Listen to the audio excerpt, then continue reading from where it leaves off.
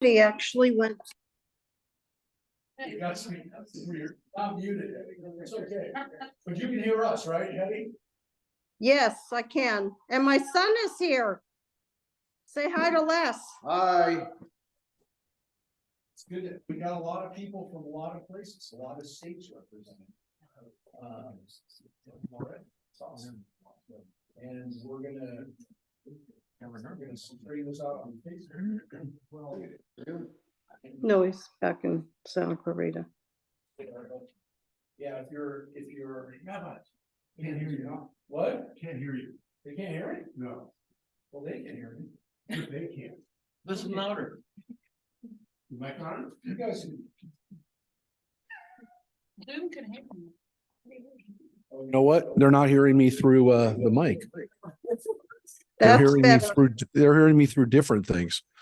So, but I have muted computer. Why am I still coming through? I don't know. Maybe because I'm watching.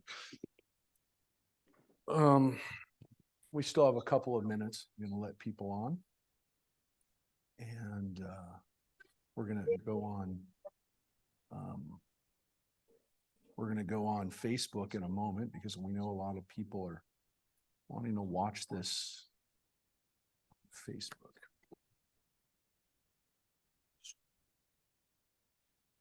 So now we got the Kales joining us from you know what? Who's gonna run in there real quick? Somebody, oh, you did it already. Thanks, Mike. So I'm not a great PowerPoint person. So I apologize for not having that mastered. I wish I did, but I don't use it a lot. So but I wanted to use it as a tool to show some photos, to show some videos. I don't want to repeat. I'm not going to repeat what I don't want to repeat what I shared a little bit on Friday for those who were not here. Apologize, but it is recorded from Friday night service. And I also don't want to repeat too much of what I showed already on Facebook. So I want to give people some new information, and I'm still letting people in. I'll just give another minute or so as we let people in, and we're, like I said, we're up on Facebook. We got a few people, got 5 or 6 people already up there. And I do want to tell people that I also don't want to really repeat things that you have access to on the different news sources. I will tell you, I was on a weird thing happened today before I formally get into the presentation though, but just to kind of tell you like how crazy it is, what's going on. So from a news standpoint, and I think you know this. So when everything happened on October 7th, it was real interesting how the different news channels were reporting things. And that doesn't surprise us. You know, each one has kind of an agenda. But what was interesting is as it was unfolding, the news was coming so much faster through on Fox than CNN. CNN was like, you know, doing their fact checking, doing whatever they're doing. But like, by the time they finally released the news that Fox had said 2 hours ago, it was kind of ridiculous. And I was going back and forth trying to find out what was happening. Today,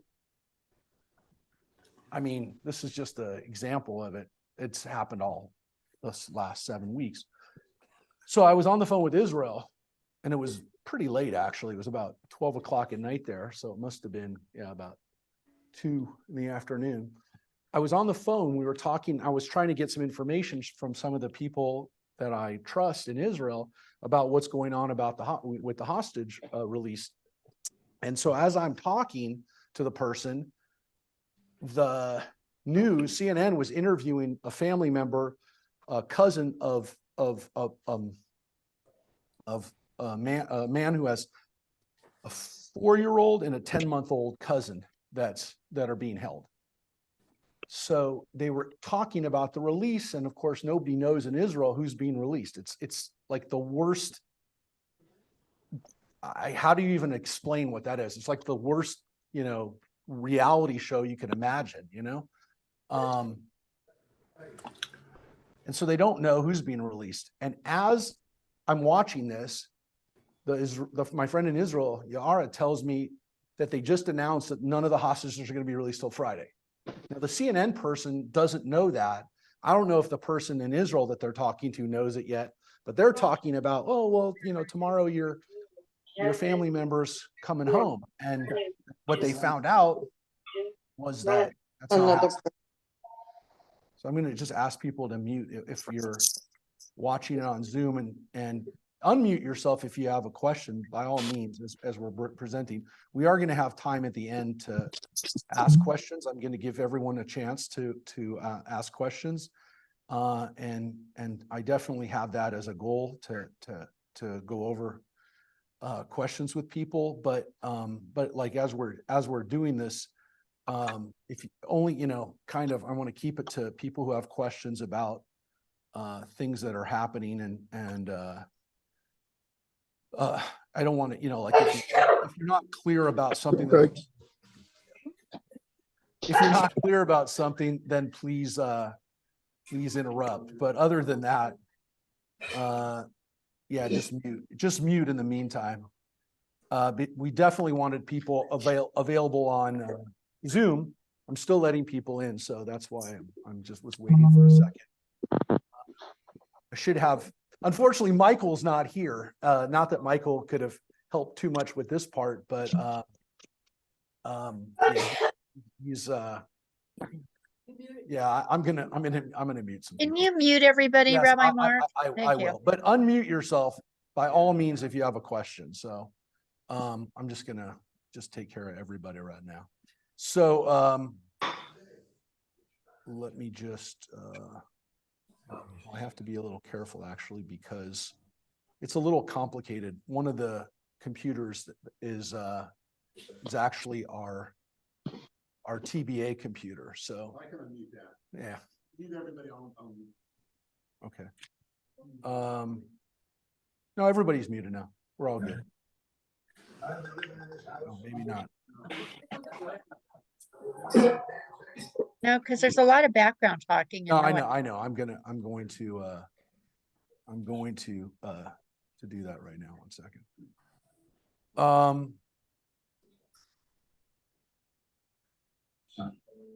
Okay.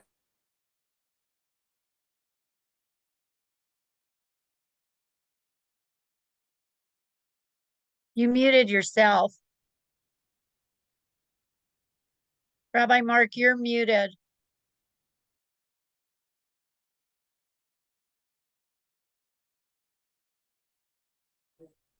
Okay, I'm unmuted now. So Mike is helping me. Thank you, Mike. So and we're still getting people coming in, so that's great. And we're getting people still coming in online and everywhere else. So we're going to start pretty close to on time. So things are changing as I was presenting this, as I was working on this presentation. I'm worried that as I'm speaking right now, something's happening, but I think probably not likely, because it is the middle of the night. And I will tell you that, like a lot of you, I'm not sleeping a lot, because usually at about 2:30, 3 o'clock our time, people are, things are happening in Israel that I want to know what's happening. So ever since October 7th, I've been getting up at like 2:50, which was, I think, the time that I got up that night. And like every night almost after, I've been getting up at 2:50. So when I was in Israel, I was already kind of on their time. I told them the one good thing about being here and not kind of like, kind of being on their time was that now I can kind of sleep when they're sleeping a little bit, though a lot of people aren't sleeping there either. So let's get into this. And as I said, the purpose of this is not to rehash and go over things that you already know. And I'm not going to assume that, everybody is a Middle East scholar, but let's get into this. So what we already we call October 7th, or in some people in Israel are calling it the Black Saturday. Our enemies have called it the Al-Aqsa flood. And,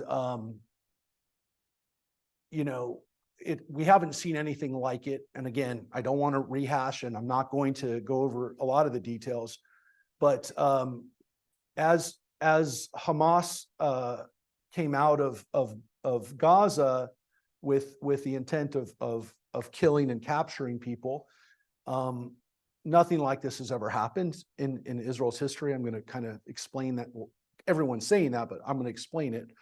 And so the area that's shaded there, you can see that was the extent of how far the terrorist activity was, though some of the terrorists actually even went into the West Bank.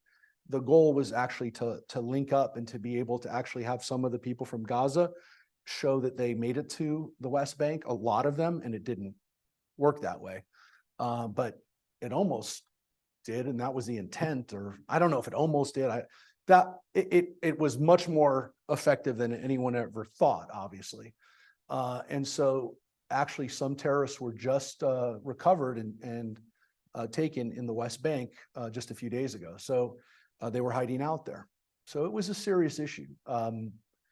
This is something that, again, lots of discussion on, but what also we somehow, again, didn't talk as much about, because of the depravity and the violence of the attackers, was the amount of rocket attacks. We've had rocket attacks, obviously, on Israel for 17 years. So that wasn't necessarily as troubling to us, because we've almost become desensitized to it because it happens every year. But the sheer number of these attacks, partially, of course, the tactic that Hamas had used was to use that as a cover, so that Israel was confused that what was happening was an attack by rockets, which, you know, they kind of have become accustomed to, without realizing what was really happening. And so the confusion that created was enormous. But these are some of the statistics on this. Let me get this out of the way. So as you can see, 3,000 rockets were fired from Gaza. And during the worst barrage of rockets during 2014, which was the last really bad attack from Gaza with rockets, over the 50 days, there were 4,000 rockets that were launched. Over that 50 days, 3,000 were launched in one day. Wow. So you can guess the enormity of what Israel was dealing with on October 7th, just from the rockets. So, as you know, since then, every day there have been rockets, every single day. And there have been over 10,000 rockets and mortars and drones have come over from Gaza. Some of those have been intercepted by Iron Dome. Also, there's David's Sling and the Patriot missiles, and another system called the Arrow. 2,000 have been intercepted. Well, if 10,000 have been launched, that means only a fraction of them have been intercepted. Right. So Israelis understand this.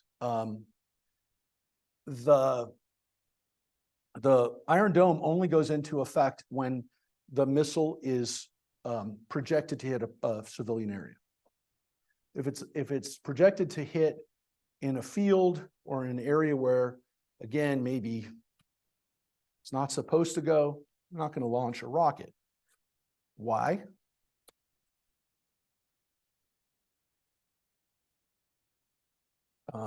This is what comes up on your phone, on my phone, when a rocket comes, which basically tells you how much time you have to get to your bomb shelter, your safe area. in Tel Aviv, where I was when that happened, which was 2 hours before I went to the airport, I posted it on Facebook. Some of you saw it. I'm not going to show you again what it was like to go into it. It was not a big deal, but it's not a big deal for me because it happened once. It's happened dozens of times to some people and hundreds of times to others.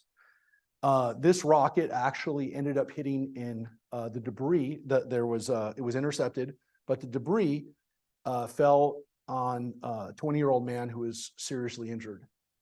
2 other women were lightly injured by the debris. Fell in Jaffa, which is about a mile from where I was when it happened, because I was on the beach in Tel Aviv. I still have that alert on my phone.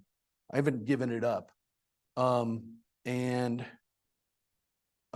Today, while they're negotiating a ceasefire, it went off. I have it set for Sderot and I have it set for Tel Aviv, the 2 places that I was. I was in Jerusalem briefly, but there haven't been a lot of rockets fired towards Jerusalem, as you know. There was one at 3:40. I got an alert for Sderot, and you have in Sderot, when a rocket is launched, you have 15 seconds to get into a safe room.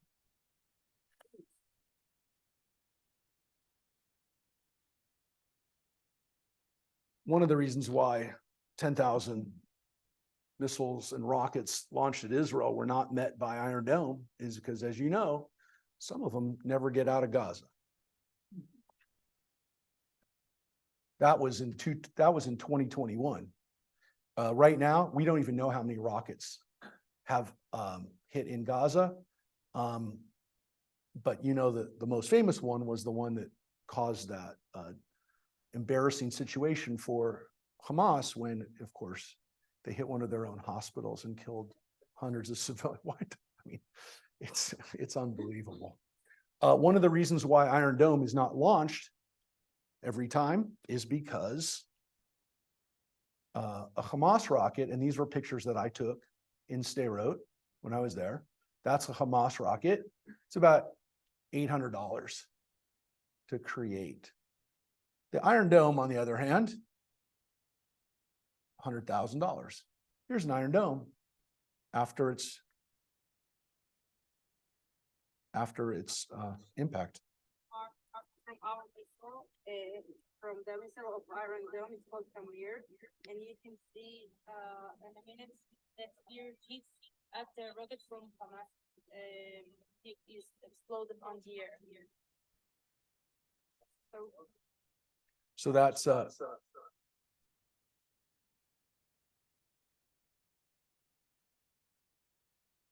was my guide Chen in Sderot, showing you why an Iron Dome isn't launched every time a rocket is launched. So that's Gaza. This is how many rockets have hit Israel as of yesterday from Lebanon. So as much as Israel has focused its attention on Gaza, this is what's happened in the north. So you can see there's about 12 attacks a day on average, 12 missiles. Ever since Hassan Nasrallah, the head of Hezbollah in Lebanon, announced that they were, standing with their Palestinian brothers, the attacks have gone up to about 16 per day on average. A little bit of an increase, but not significant. I'm going to talk about this in a moment, but this is the other part of the war that Israel really hasn't engaged in very much right now.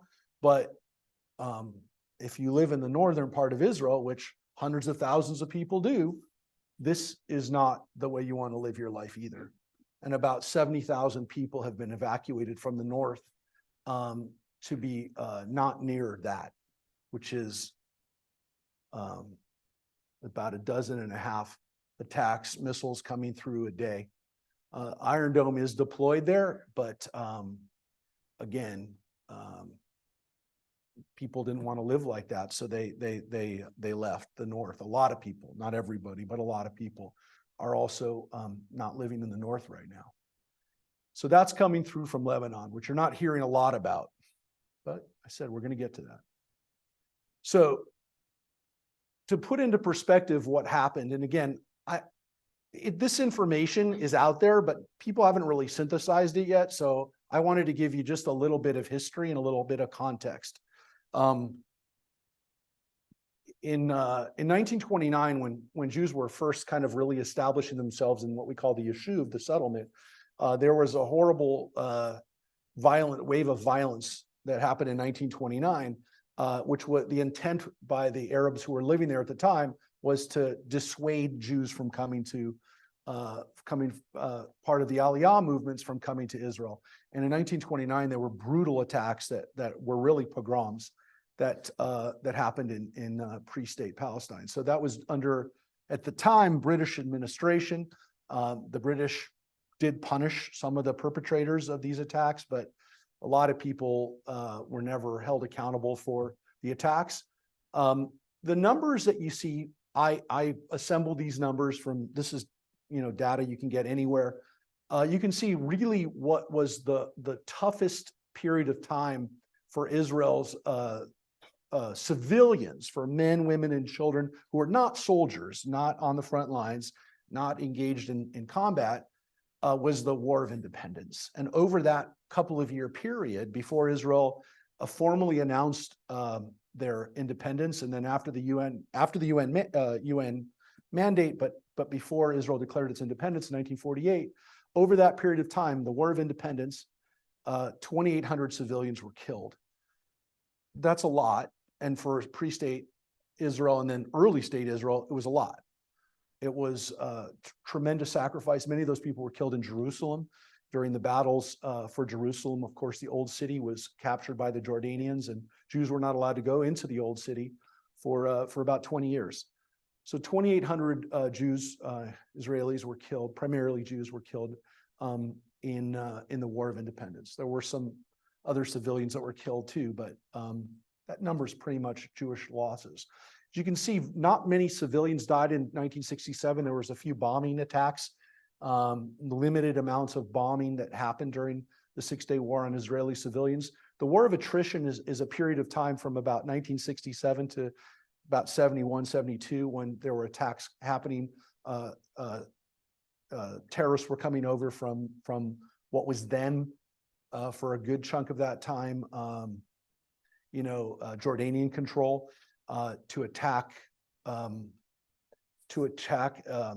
Israelis.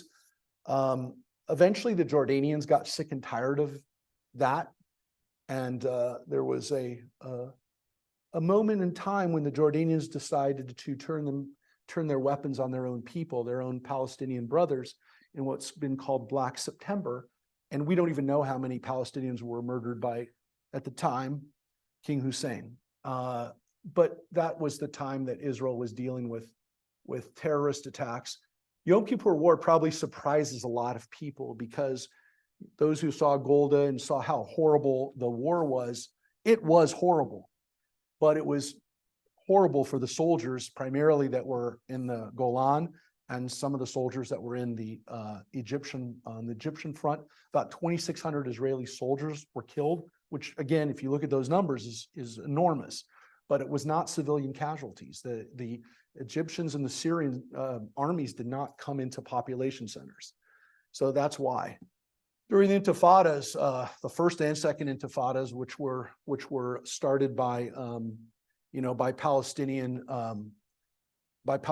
at a time when Israel was much of the time trying to figure out how to establish peace with the Palestinians. About 830 Israelis were murdered. Most of those people were killed on buses. Some of them were killed in restaurants. Attacks that in some cases killed 30 or 40 people at a time. Many attacks. That's when Israel decided to establish a system of walls and borders and barriers, which a lot of people have been upset about. But after that, it went down significantly. And really what Israel has dealt with since then have been the attacks, the rocket attacks that have come out of Gaza, since Gaza was taken over by Hamas in about 2006. So when we look at those deaths from the rockets, it is nowhere near what you see, obviously, what we've seen in these last days. Again,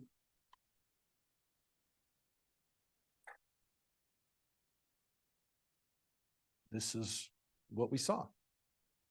We saw 430,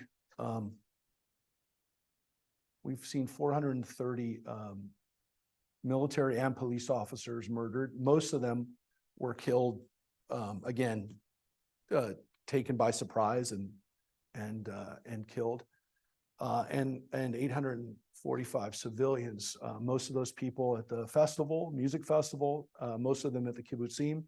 So initial estimates were as high as 1,400.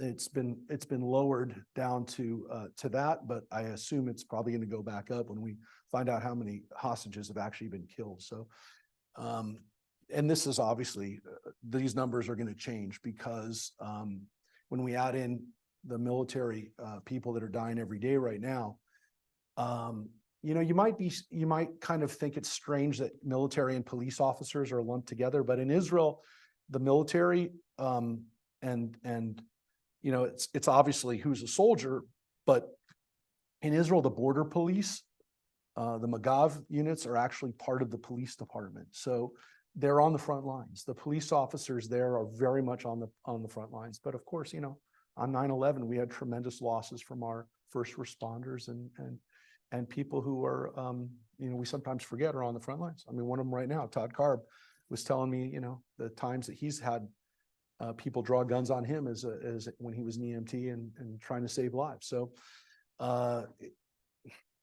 Israel has suffered a tremendous loss to their police officers. I'm going to explain that in a second, in case you don't know about it.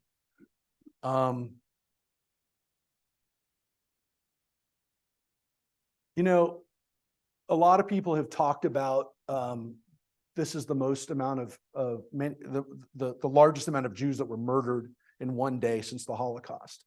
And that's by far, again, you know, that's true. But I think in some ways, some of what we saw actually has greater analogies to other situations. And I really think it goes back to the Crusades and the pogroms. The Crusades, we don't know a lot about the extent of the death because we have estimates. We know that tens of thousands of Jews were killed during the Crusades over about a 200-year period, from about 1095 to 1295. Jews were killed all over Europe. We don't know how many, but we know entire cities were wiped out. And again, men, women, and children were murdered immediately, instantly. Over the period of time that pogroms really were, again, not in the context of the Crusades, but later on in what was the Soviet Union, primarily, again, Russia, Ukraine, Poland, pogroms were again, estimates in some cases, because they go back to the 1600s, we don't have a lot of information. But on the left, that picture there, I've kind of covered up the more horrific parts. That's from the Kishinev pogrom, where we have congregants who have family members who were killed during the Kishinev pogroms. In 1904, in Kishinev, in today Moldova, what's Moldova, was Russia. There was a pogrom and I mean, children, those are children that were murdered. That's pictures. That's 1904, so we have pictures of it. And a lot of our families are here because we escaped that. We couldn't imagine that we'd ever be seeing these images on cell phones, but they're pogroms. Again, a lot of people, when we talk about the Holocaust, we talk about the scale of that. But you know, it's interesting because there was a methodical and the Holocaust was a long running situation. I mean, we forget that Hitler came to power in 1933, and most of the Jews were not murdered until 1941, 42, when the final solution was finally implemented. That was a slow moving train that we sometimes forget because we see it in movies and we think that like all of a sudden people woke up to Hitler and Nazis. There were things that could have happened that could have saved, as you know, millions of Jewish lives, including literally letting Jews come to America. But, and so to me, as much as there's the brutality and the scale is on the level of Holocaust, I actually compare it a lot more to the pogroms and to what we lived with for centuries, as literally waking up and having somebody at your door trying to kill you. Again, it doesn't matter if that's what you found, but for a historical context. And then I also, want to put into the context that for people who lived in Arab countries, for Jews who lived in those countries, Iraq, Egypt, Syria, Yemen, those communities were decimated by in pogroms. On the right side is a picture of a pogrom in Baghdad. In Baghdad, 1941, even before Israel was established, as this was manifesting a combination of Holocaust excitement from some Arab leaders, including the Grand Mufti of Jerusalem, who was encouraged by Hitler to preach Jewish genocide in Arab countries. And then after Israel was established, a huge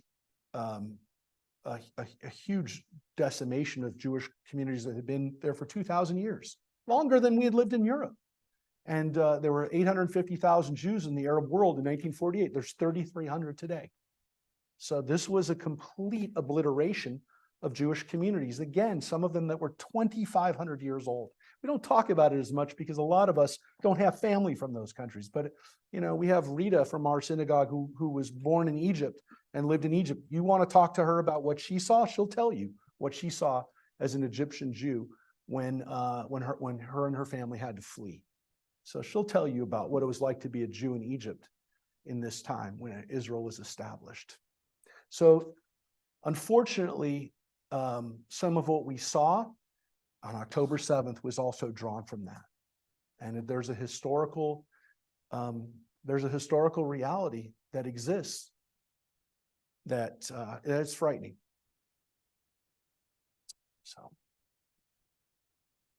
So the purpose of my trip was to see these things with my own eyes. I kind of compare it to some extent to what Auschwitz and what these places must have been like, in the fall of 1945, to come right after, before the rains washed away the smoke and the dirt and the blood, and to be in these places, and to see it with my own eyes. So I felt I had to see it. I didn't want to see the worst things. I didn't do it to see. I didn't need to, and I don't want to hear about it. People tell me stories. I don't need to hear about it. But what I did do was I did want to have a chance to see with my own eyes places that I'd been to before they're rebuilt and before it's been fixed.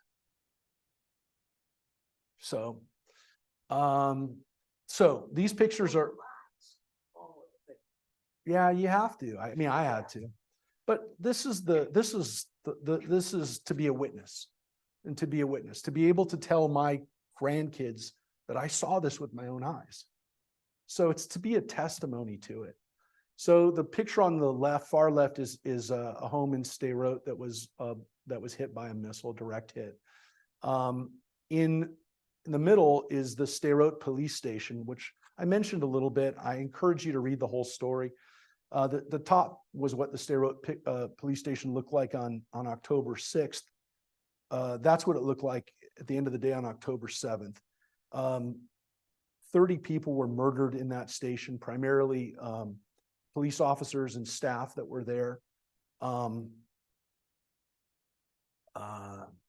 The Hamas terrorists, when they went into the police station, they knew that once they were in the police station, they would be able to kind of turn that into a site where they'd be able to snipe and attack the Israelis. And so they were in the station shooting at everyone who came by, because it's like a fort, like most police stations. You know, they have a purpose to kind of be a bastion, you know, of stability. It was flipped. And so some of the officers and staff actually got onto the roof, and that's why, I mean, I really believe this should be turned into a movie one day. The Israelis were able to helicopter airlift 8 survivors off the top of the building while the terrorists were on the bottom 2 floors, or the middle 2 floors, and shooting. The Israeli snipers were on the other side, and eventually were able to neutralize them. But it really didn't end until the Israelis came in with tanks and bulldozers and bulldozed the place. And now, Mike, do you think you can help me get this thing out, at least for now? I don't know how to do that. Mike, can you get if you can get that thing out, I can show the pictures a little bit better. I can't get that. Yeah, thanks. Perfect, Mike. Thank you. So that's the station today. So that's what it looked like on October 7th. By a month later, it's gone. Everything is gone. So when I was there, these guys, these police officers, I saw them. And I went over to them and was talking to them. And so when I was talking to them, I'll show you in a slide in a second. This is a video that I want to just show you. I haven't showed this before. This is in Stay Road as well. So let me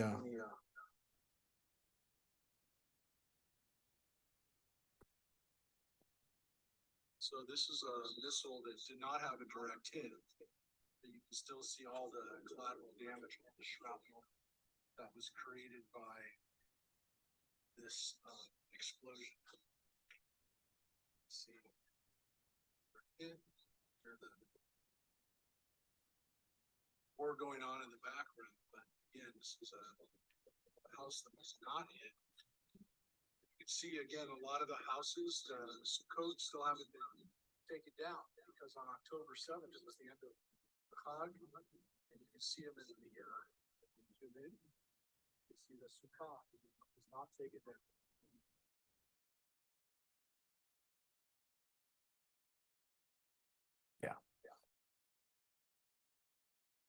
That Sukkah, to me, was a metaphor for the whole experience, because a Sukkah is a symbol of impermanence. It's a symbol of fragility. And here, the Sukkah represented the whole city. Stay Road has about 75,000 people.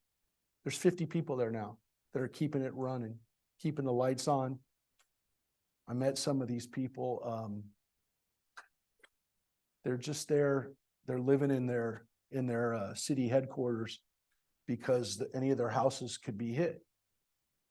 And so that Sukkah, that empty Sukkah, is to me a symbol for the whole city, for the whole country.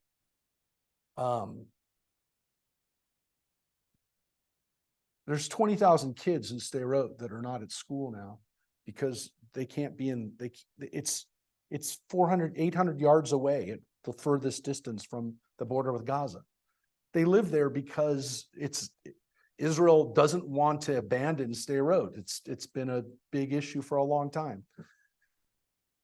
For 20 years, a good 17 years. But show you a picture in a second.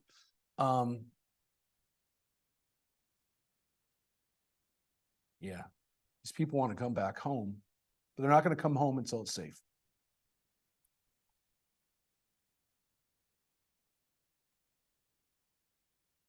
So, as I said, part of the the trip was also just to let the people of Israel know that we were standing with them. And this was the police, these were the police officers in Sderot. So I saw them, I saw the guys, they were taking me to the police station. There's no audio.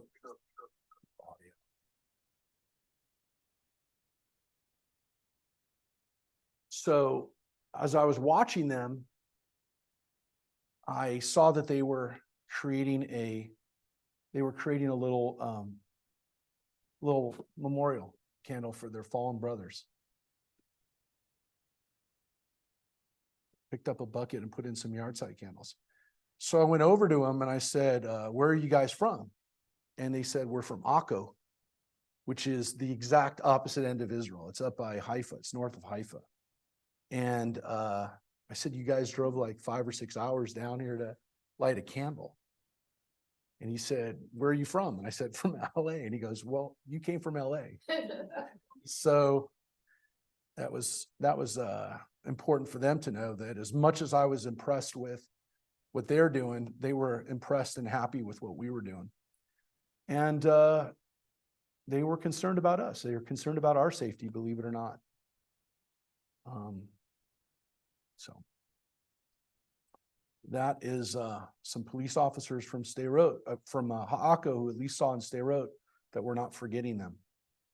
So the other obvious big purpose was to gather information so I could come back and tell you what's really happening. These are just some scenes in Tel Aviv. This is at Dizengoff Square. A lot of you have been to Dizengoff Square in the center of town. This is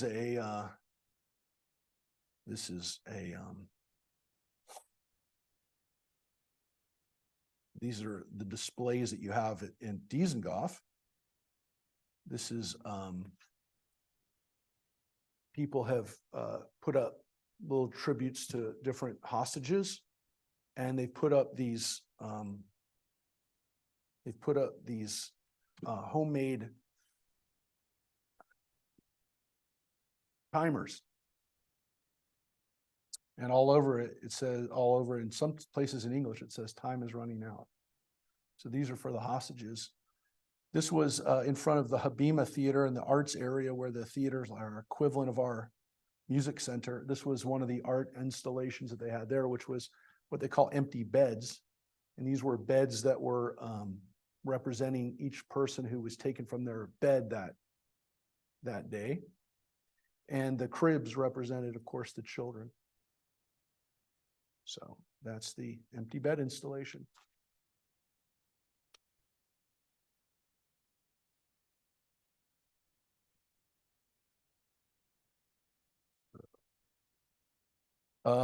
Behind there on the Habima Theater, they have something that lights up, as you can see, in English. Bring them home. That's what it says there on the theater. So that's the downtown Tel Aviv. So another big part of why I was there was to establish relationships, to connect with some of the people in Israel who, we can help and learn from and try to really actually hear what's going on firsthand. So this is a meeting I had right before I went to Sderot. I met with this guy, Alon Davidi, who's actually the mayor of Sderot, who's not in his home right now. He's conducting business and going around the country, raising money and trying to figure out how Israel is going to help them come back home. And I asked him repeatedly, when are you coming home? And he said, when I'm safe. And I said, well, what does that mean? So I'm going to share with you what he said and what other people have said. Alon is a religious Jew, a religious Zionist. He was a member of the Likud party. He's not a member of the Likud party anymore. He's part of the right-wing coalition that will probably be governing Israel. I'm going to mention that in a second. The guy to the right is a man named Dan Diker, who's actually Mark Kaplan's cousin. And Dan is the head of the organization, the Jerusalem Center for Public Affairs. And so establishing relations with him was also important for us at JLTV, because hopefully by next week or maybe the week after, we're working some technical issues out. The JCPA is going to do a daily briefing on what's going on in Israel. And the JCPA is essentially a think tank that works with Israeli politicians to come up with long-term solutions, like for borders, for how Israel can better communicate and reach out to the Arab world, for example. They have a huge division that just works in Arabic. Very interesting work that they're doing.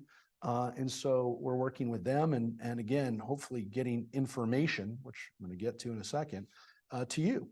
So that was a big part of it too, was to work on stuff for the future.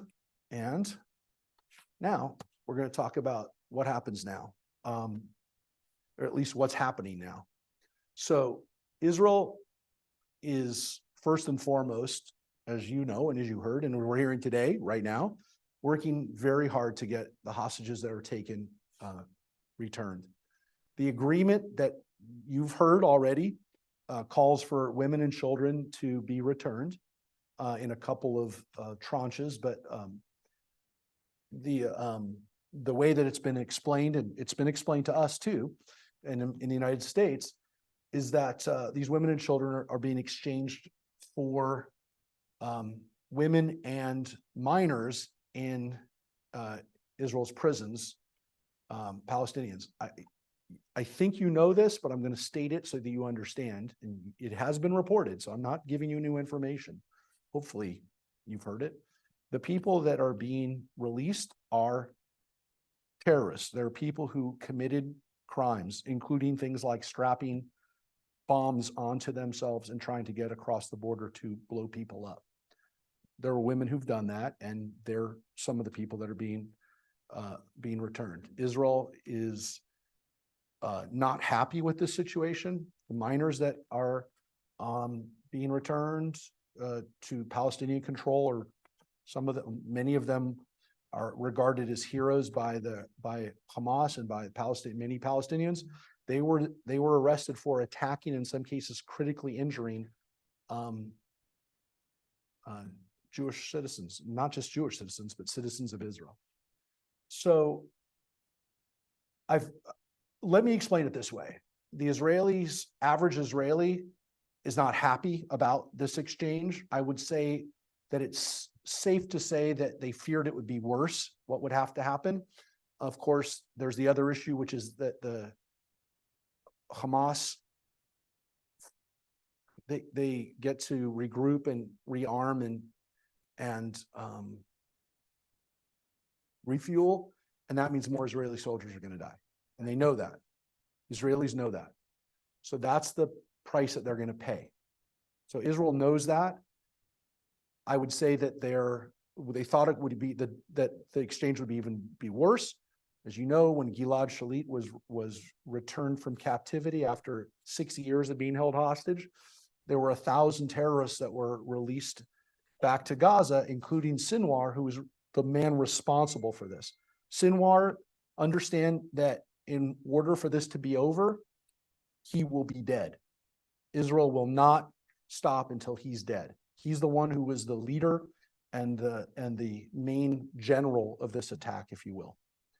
He was released in that prisoner exchange. And the reason why he was released, even though he was well known for being very, very cunning, was that the people that he was mainly responsible for killing were other Palestinians. They were Palestinian collaborators. And so the argument was he hadn't killed many Israelis, with the hope that he wasn't going to kill many Israelis. And of course, he's killed many Israelis. He spent a lot of his time in prison learning Hebrew and understanding Israel, and using that again now to, so that was part of a prisoner exchange, folks. I'm not saying it's the only reason why there was this attack, but that was part of a prisoner exchange. A lot of the people responsible for the murder on October 7th were part of that prisoner exchange. But Israel is going to do everything they can to get those hostages out. One of the things that Israel has also guaranteed its people, and the people demand it, everybody, right, center, left, everybody in Israel is demanding that there's not going to be more missiles. Obviously, no more attacks. Never again can that happen, but also no more missiles. At this point, they don't want to have a yearly cycle of missiles. It will not happen. So Israel is going to do everything they can to do that. The third thing is maybe a surprise to you because it hasn't happened yet. As I showed you, there's 12.5 missiles coming over from Lebanon every day. Those will also stop. Why? Because Israeli citizens, right, center and left, are demanding it. And I'm telling you to a person, and when I'm telling you the information that I gathered was talking to people on the streets, people driving a cab, people in a restaurant, whatever. Every single person I met does not want to have to deal with missiles anymore. Makes sense, but I'm telling you, we've become desensitized to it. They haven't. They're living it. So what that means, no more Gaza rockets. The colors you see there are the different levels and different types of rockets that are being used to terrorize Israelis. So you see the cities in the bands are different cities in Israel. Again, this is not West Bank. This is Israel. This is south of Tel Aviv. So as you go up from Tel Aviv, from the Gaza Strip, which is about 40 miles away, as the crow flies, you hit Ashkelon first as you're going towards Tel Aviv. Then you hit Ashdod, which is where a lot of the port activity is. That's where cruise ships actually oftentimes come into Ashdod. And then the next city up from that is Tel Aviv. So that tells you how much time you have, by the way, to get into a safe cover. So you can see when you're 25 miles away or more, you have about 90 seconds. But as you get closer, that's also the type of rockets that they're using, the different names from the Qassam rocket, the Grad, Russian-made Katyusha rockets. Those are the rockets that are being used on Israel. Down below it, actually, that's actually from the JCPA. That's from the Jerusalem Center. That's their logo, logo for Jerusalem. Again, the stuff that's going in and out of through Egypt is missiles and weapons that are going in and out of from Egypt. Again, for an open air prison, they sure had a lot of guns. So when you hear that term, you got to wonder, what prison do people have rockets and guns? So Lebanon, there are 1,000 Hezbollah rocket sites in Lebanon today. That is a real problem for Israel. Israel fought a war in Lebanon in 1983 to essentially get PLO out of Lebanon. They were successful. What replaced the PLO was Hezbollah. Homegrown Iranian financed terrorists and essentially control it. So when we talk about what Israel's long-term objectives are in Gaza and in Lebanon, they don't want another repeat of the Lebanon war. Because if you take out one group and another group fills that vacuum, it doesn't help. Just so you understand those colors that are there, those colors represent the groups after the 1983 war that controlled Lebanon. The green was Syria. Syria controlled Lebanon and controlled Lebanon really up until pretty recently. The purple band were actually, that's the purple areas were Christian Lebanese. The yellow area was Israel. That's how far Israel got. That purple area there, that purple band is where Beirut is. The yellow area is a huge part of Lebanon, southern Lebanon, but like half the country. The blue area, well, the blue area is nothing but the United Nations, what we call UNIFIL. They did absolutely nothing to protect that area and to stop Hezbollah from arming and turning the area into, as I said, a lot of missile sites. What I found interesting, maybe the most interesting thing that I found in Israel when I was there, was the uniformity of Israeli opinion that Israel must get rid of Hezbollah's rocket positions, which technically speaking it is the position of the United Nations that nothing south of the Litani River, that border that's right about where the blue line is, there are not supposed to be any rockets there. There are, as I said, 1,000 places and a good chunk of them there. And that's why when we estimate how many Hezbollah rockets are facing Israel right now, upwards of 130,000. So you can understand that when Israel got hit by 3,000 missiles, that it was a disaster. 130,000 missiles is an existential crisis for Israel. Most of those missiles have come in through Syria and have come from Iran, from Iran. Israel occasionally bombs Syria and takes out, chunks of them, but you can't get all of them. And some come in, they dock right in Lebanon, and there's only so much Israel can do to stop those. For the most part, Hamas is very disappointed that Hezbollah has not entered this war. Those 16 rockets they're getting, that's not good for Israel, but it is really not good for Hamas. Hamas was really hoping that Israel would have another front to be fighting on right now, that some Israeli soldiers would be fighting over there and not in their backyard. So this is why I found very interesting. Israelis, again, right, center, and left, are saying they don't want these soldiers to come back home until Lebanon is free of those missiles, which means that Israelis are prepared for another phase of this war. You understand? This war is not over when the terrorists are routed out of Gaza, whatever that means. It means that while Israel doesn't want another war in Lebanon, and they don't want a repeat of the Lebanon war in their own backyard in Gaza, they do not want their soldiers to come back home until that's taken care of, until Lebanon is free of danger. I was surprised. I thought Israelis were going to be like, let's get this over and get our people home and we'll deal with Lebanon another day. Nope. They don't want the mobilization to end. And there's a cost for that mobilization, but there's another cost if they have to go back. So we talk about long-term strategy. People forget there was a time when Israelis were living in Gaza. Those three communities of Katif, Kfar Darom, and Netzarim, those were Israelis living there. Thousands of Israelis lived in Gaza. And that helped that area from becoming what it is today, which is a complete disaster. There were Jews and Arabs that worked together in those communities. When Israel, not almost all of them. Almost all the Israelis who left Gaza did not do it willingly. The Israeli army came when Ariel Sharon was prime minister, pretty far right-wing guy.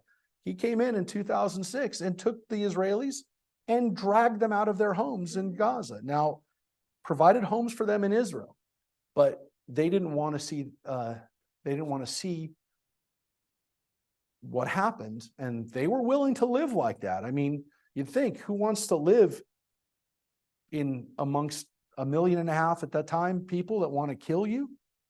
These people did. And it actually kept calm. I don't think that's coming back. When you hear that Israel is trying to figure out how they can keep the area safe, that's not going to happen again. There's not going to be Israelis living in Gaza again.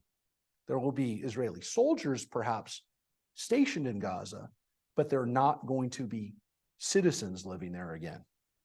So again, Rafah is the border crossing into Egypt, and up in the Gaza in the north. Show you this map a little bit.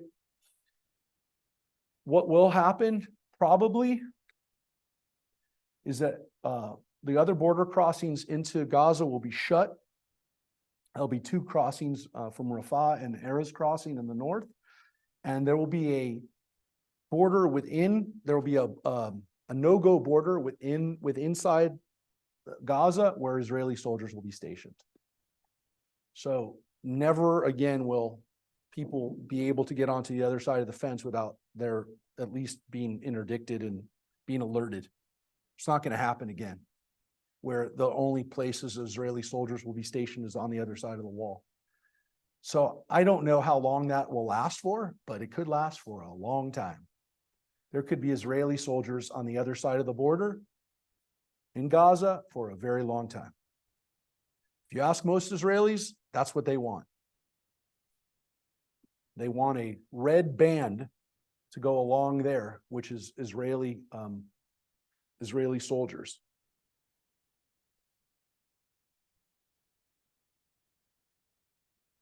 And then when we get to a question though, so what next? First, let's talk about when any kind of war is over right now for Israel, understand that there's going to be a huge cost. And the mobilization cost is one of the biggest costs.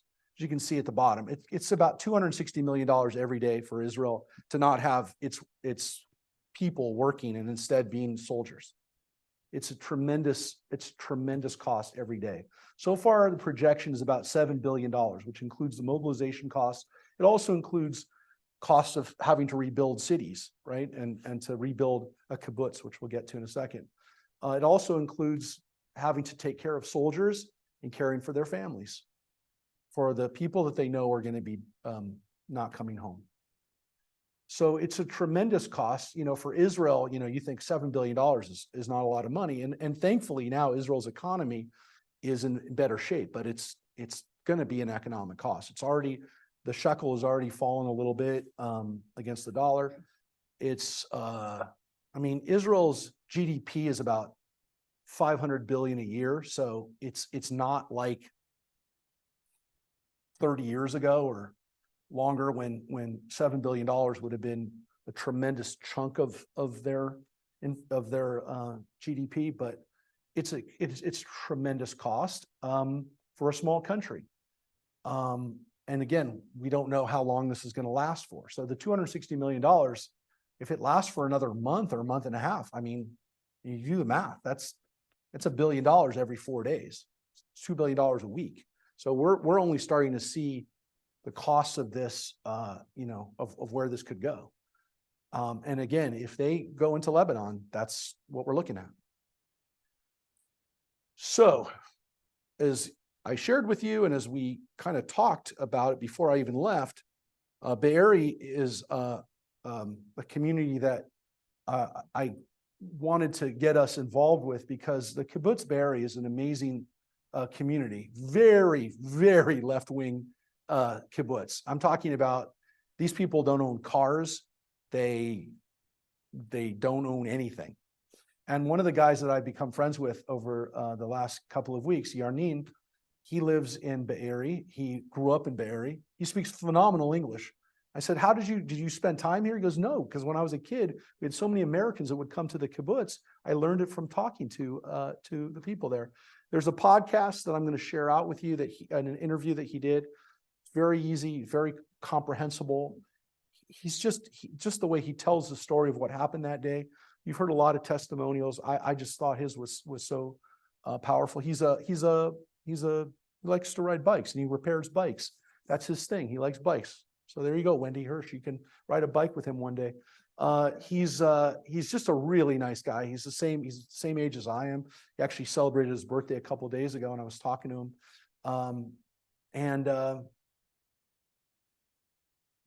That's a picture of his partner, Vered, and she doesn't want to come back. He grew up there. He's coming back.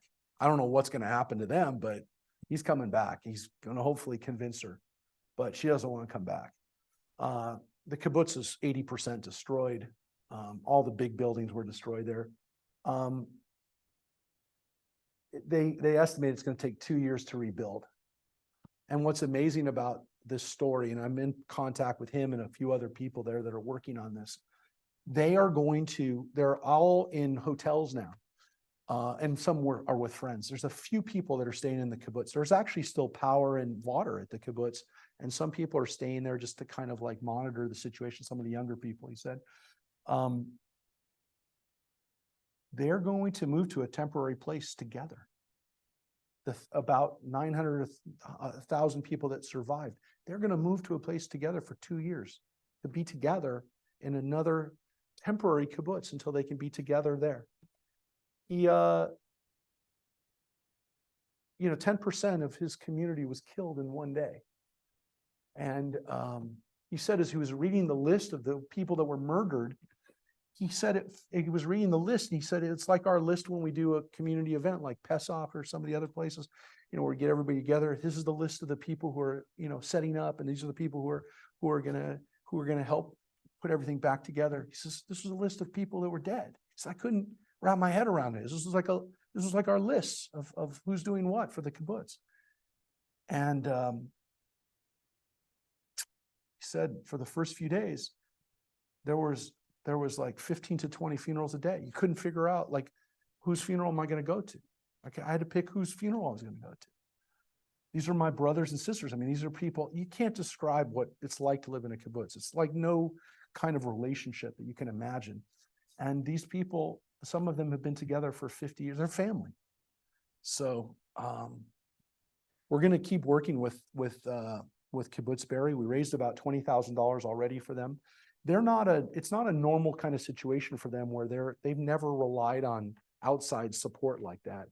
And they're very, it's a communal situation, but they rely on each other. And now the fact they have to rely on other people is weird for them. And they don't know exactly how to do it, but they're going to do it. They have to do it because they want to come back home and they need help. So we're going to keep working with them. It's not a city like Sderot or some of these kibbutzim that are all around. And there's like 4 of them that were hit. And you've heard stories about Nahal Oz and Kfar Aza. These are all kibbutzim. They're very, very close-knit communities of people. Some are more religious. This one's very secular, but they all have a different kind of vibe. And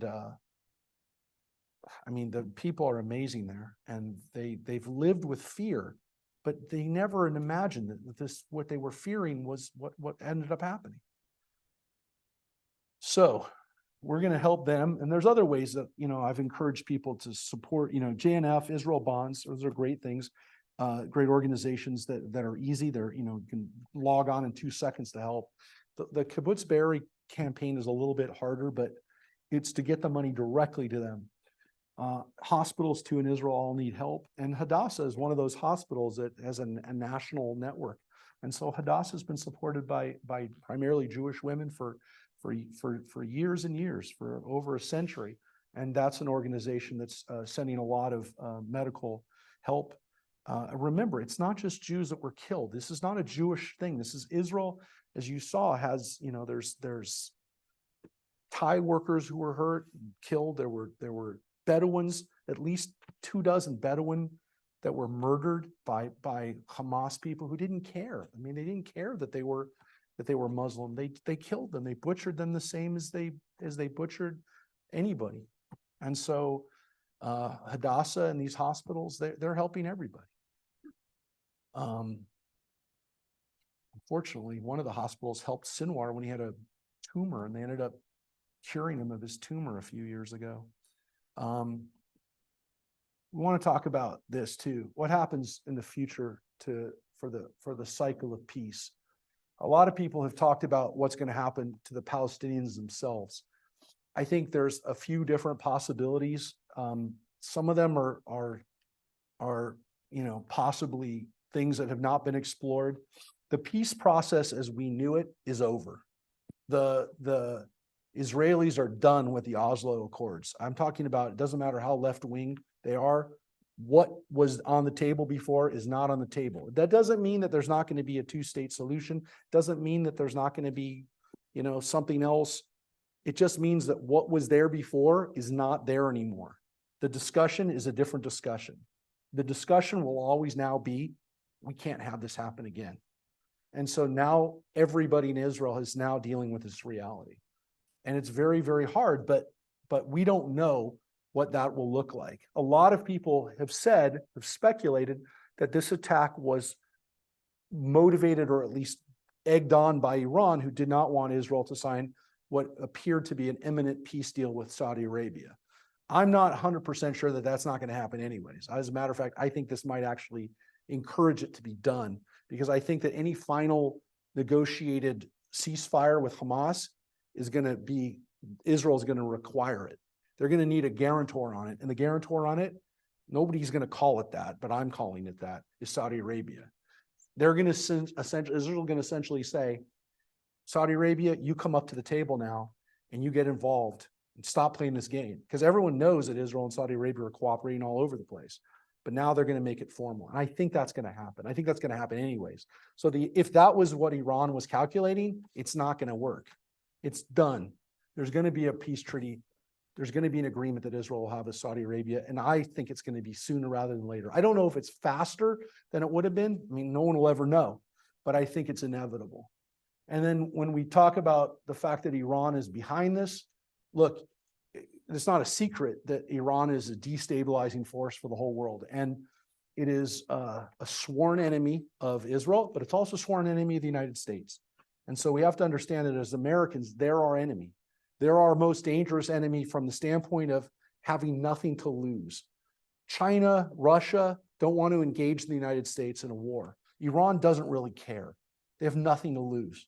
And by that, I mean, if they attack and we attack them, the calculation that they have to some extent is either you're going to make us heroes with our people or we're going to be out at some point anyways. And the Iranian religious leaders who control the country know that. They know they're on borrowed time. They're one revolution away from coming to an end. So they're dangerous. They're dangerous because you never know what they're going to do and you never know what their calculation is going to be. So Iran is still the biggest issue that we have to worry about as people who care about Israel, but also Americans, because they could do something to us and we just don't know. I mean, we really don't know how desperate they are. And then that gets to the other issue, which what happens with the rest of the Muslim world. And I think for most people now, there's definitely been a wake-up call that there is some inherent and troubling anti-Semitism that's part of the Muslim world. I'm going to show you right now something that no one has seen. Well, I shouldn't say no one has seen. People have seen it, but they haven't let you see it. And I'm going to show it to you in a moment. I hope you can hear it. I'm going to turn it up and you'll hear it. You'll hear it and you'll see what I'm saying when I tell you that we don't know what the consequences are going to be with the rest of the Muslim world when this specific issue and crisis is over, what the relationship is going to be like. Many Israelis hope that if we have relations with Saudi Arabia and now we have relations with the UAE, that there will be better relations with the Muslim world. I'm not 100% sure that that's such an easy thing to fix.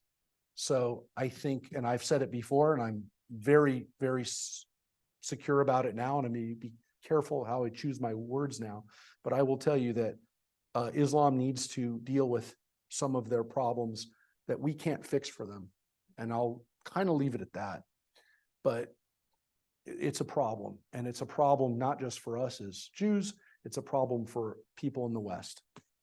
And I hate to say it, but it's some of it, a large part of it, we can't do anything about other than make sure that we don't get fooled into saying that things that we believe and things that we are not going to equivocate on our values. If somebody tells you that's Islamophobia, they're lying to you and they're trying to literally undermine your values. And that's not acceptable. And it's got to not be acceptable for us anymore in the West. And I'm more sure of that today than ever before.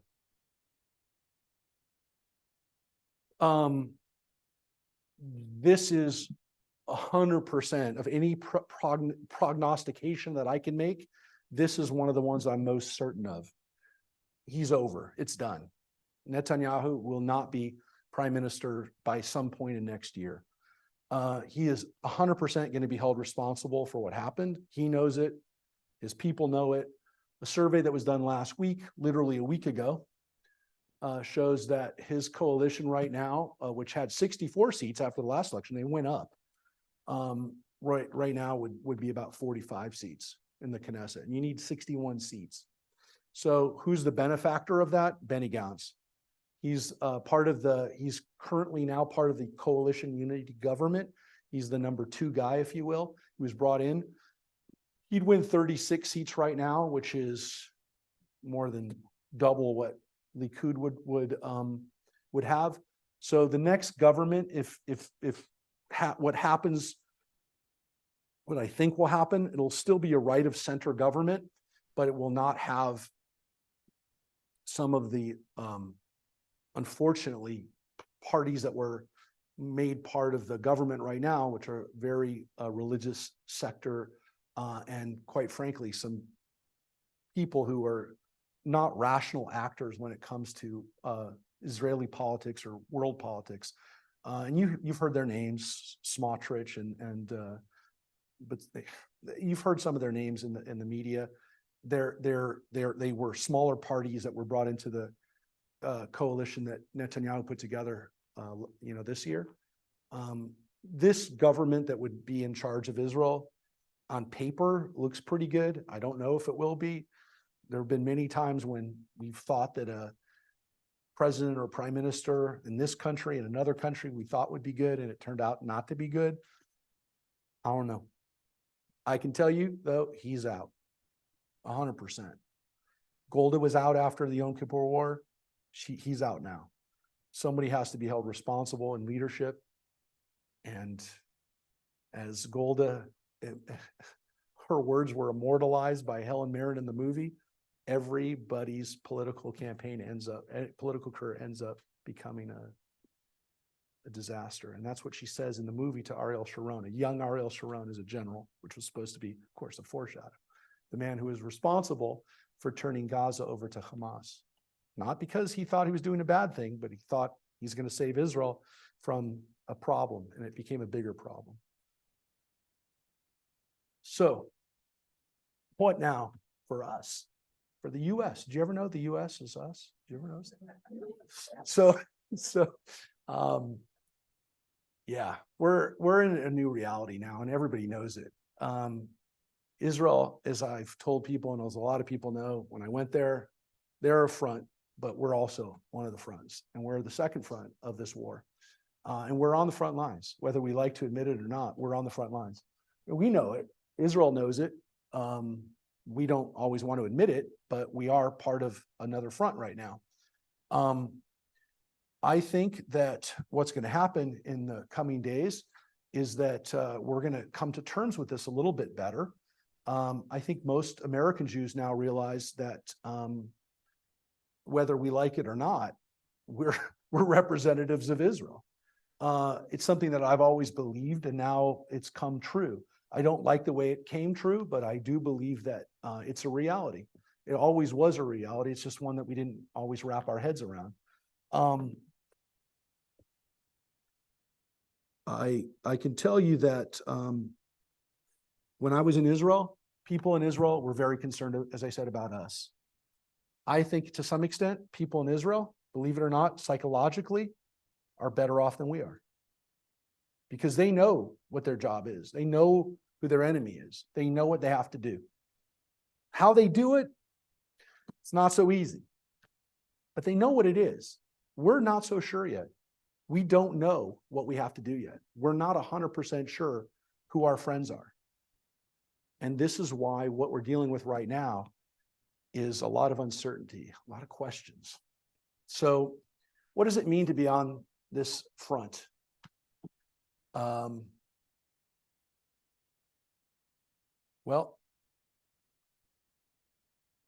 if you don't believe we're on the front,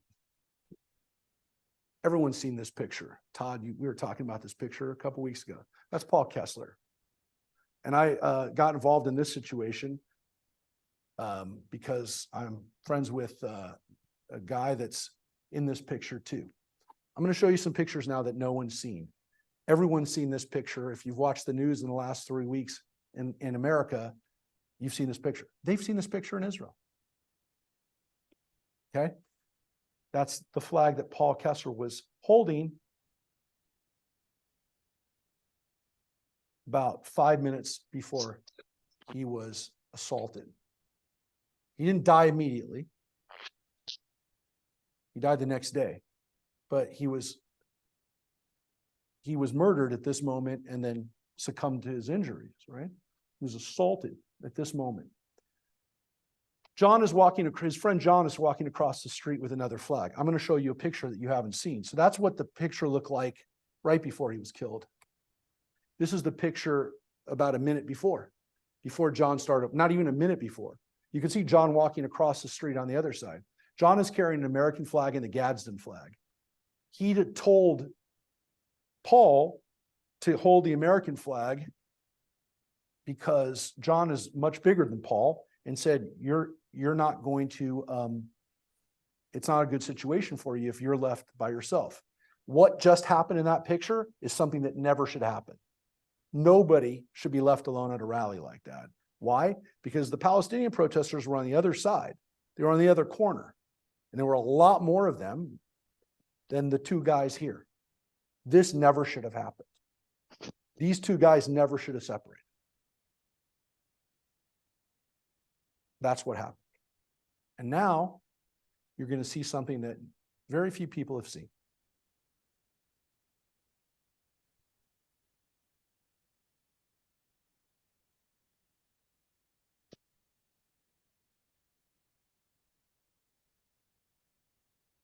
You've seen this picture. You've seen the still shot of this picture.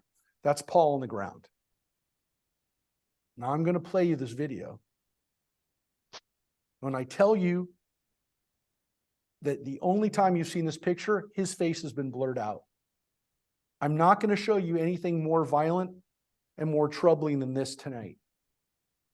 But I'm warning you that this is troubling. I'm going to turn on the audio for a second, and I want you to hear it. I don't know you'll be able to hear the whole thing, but I don't think more than 15, 20 people have heard this.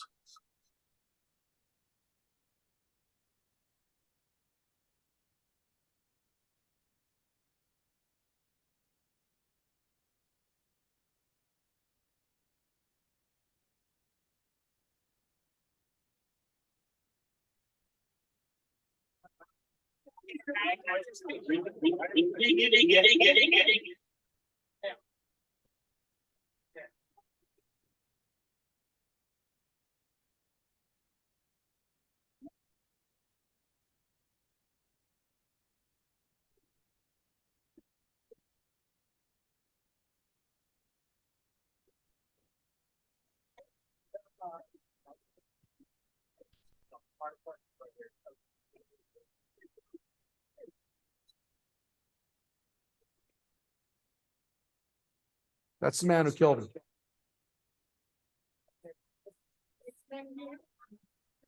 Who killed him? Wait, listen.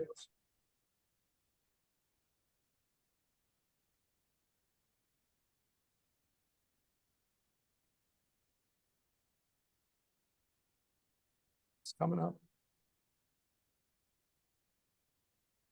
We can hear they're still protesting us.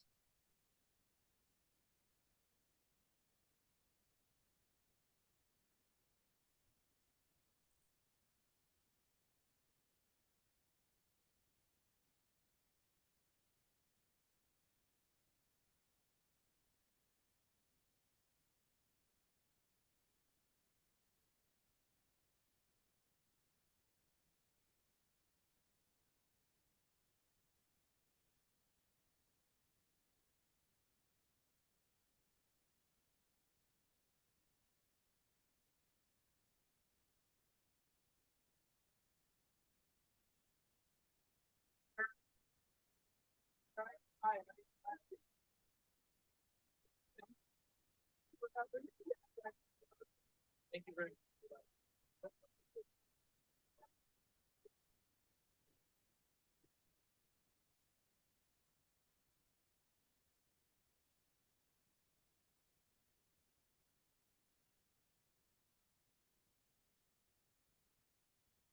It's coming up in a second.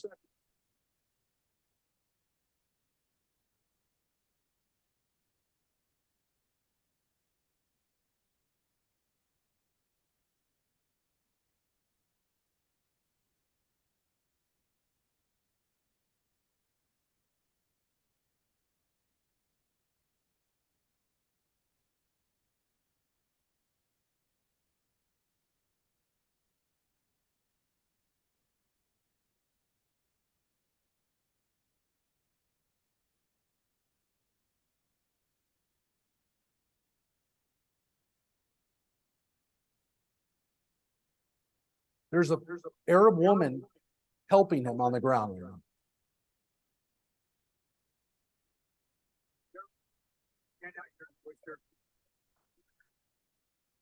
You can see his face where he was hit, bleeding out of his face on the front where he was hit. You've not seen that picture because it's blurred out.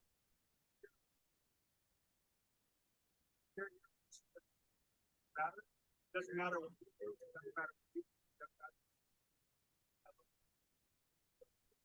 Want to take my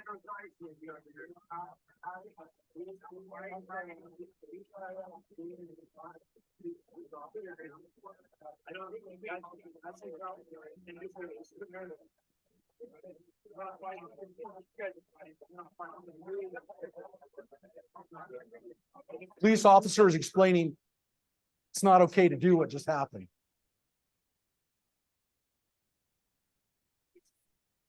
You want to go to Israel and fix it there.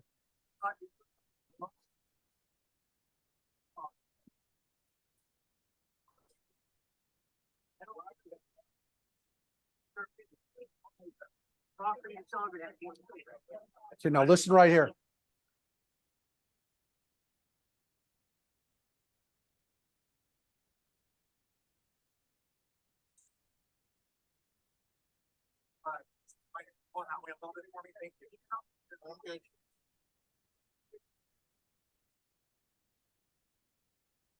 That guy right there.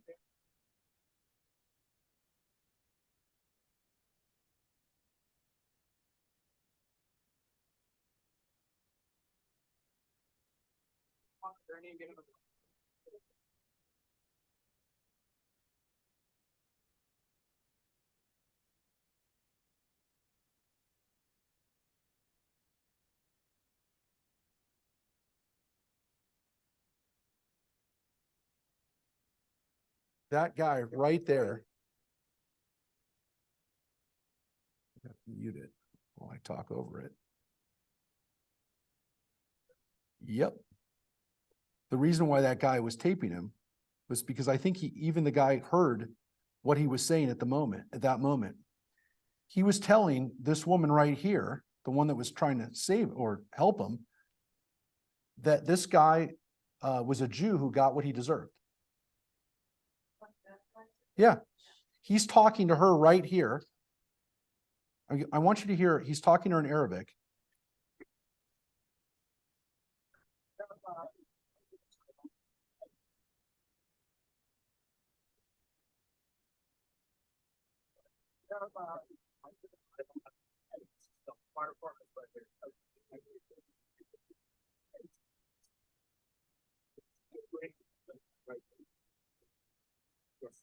Yeah, you can't hear it.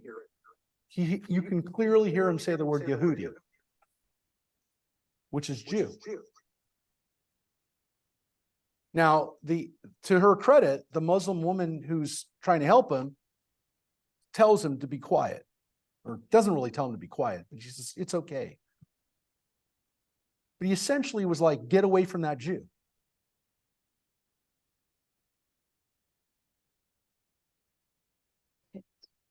And that was what was underneath Paul's head. Jesus.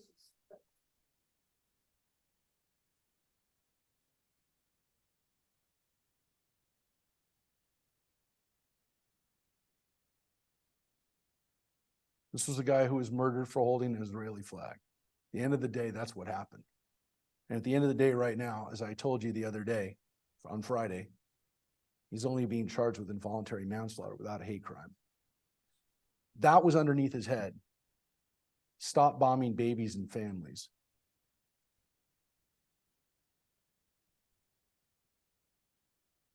Okay. So what do we do now, folks? Well, this is the last part of this that I want to share with you. The first is we have to make sure we educate.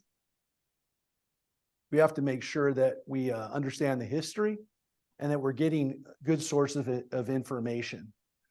Look, people have their sources that they watch, things that they lean on when it comes to their media that they like. the ones that I recommend for at least unbiased and really kind of like pretty even information. JTA I go on every day because they have updates on the Jewish community on Israel. Our network on JLTV, as I mentioned, we do a nightly news from Israel called ILTV News that's on every night. That's produced in Israel, and we're now going to be working with JCPA on something called we can call it From the Front Lines, about what's going on a deeper level than what you normally hear from the news. Jerusalem Post and Times of Israel are Israeli papers that are published in English that all have English editions. I mean, they're English, they have American, they're written for an American audience. They're in Israel for Israelis, for people, Americans who live there, but they also know that a lot of their readers are in the diaspora. And the main writers and the people that I think are really interesting to pay attention to are Yossi Klein Halevi and Brett Stevens from the New York Times, and Barry Weiss, who used to work for the New York Times. I also recommend, and I was talking to Elise and I communicated about the Atlantic magazine, has some really good pieces about Israel.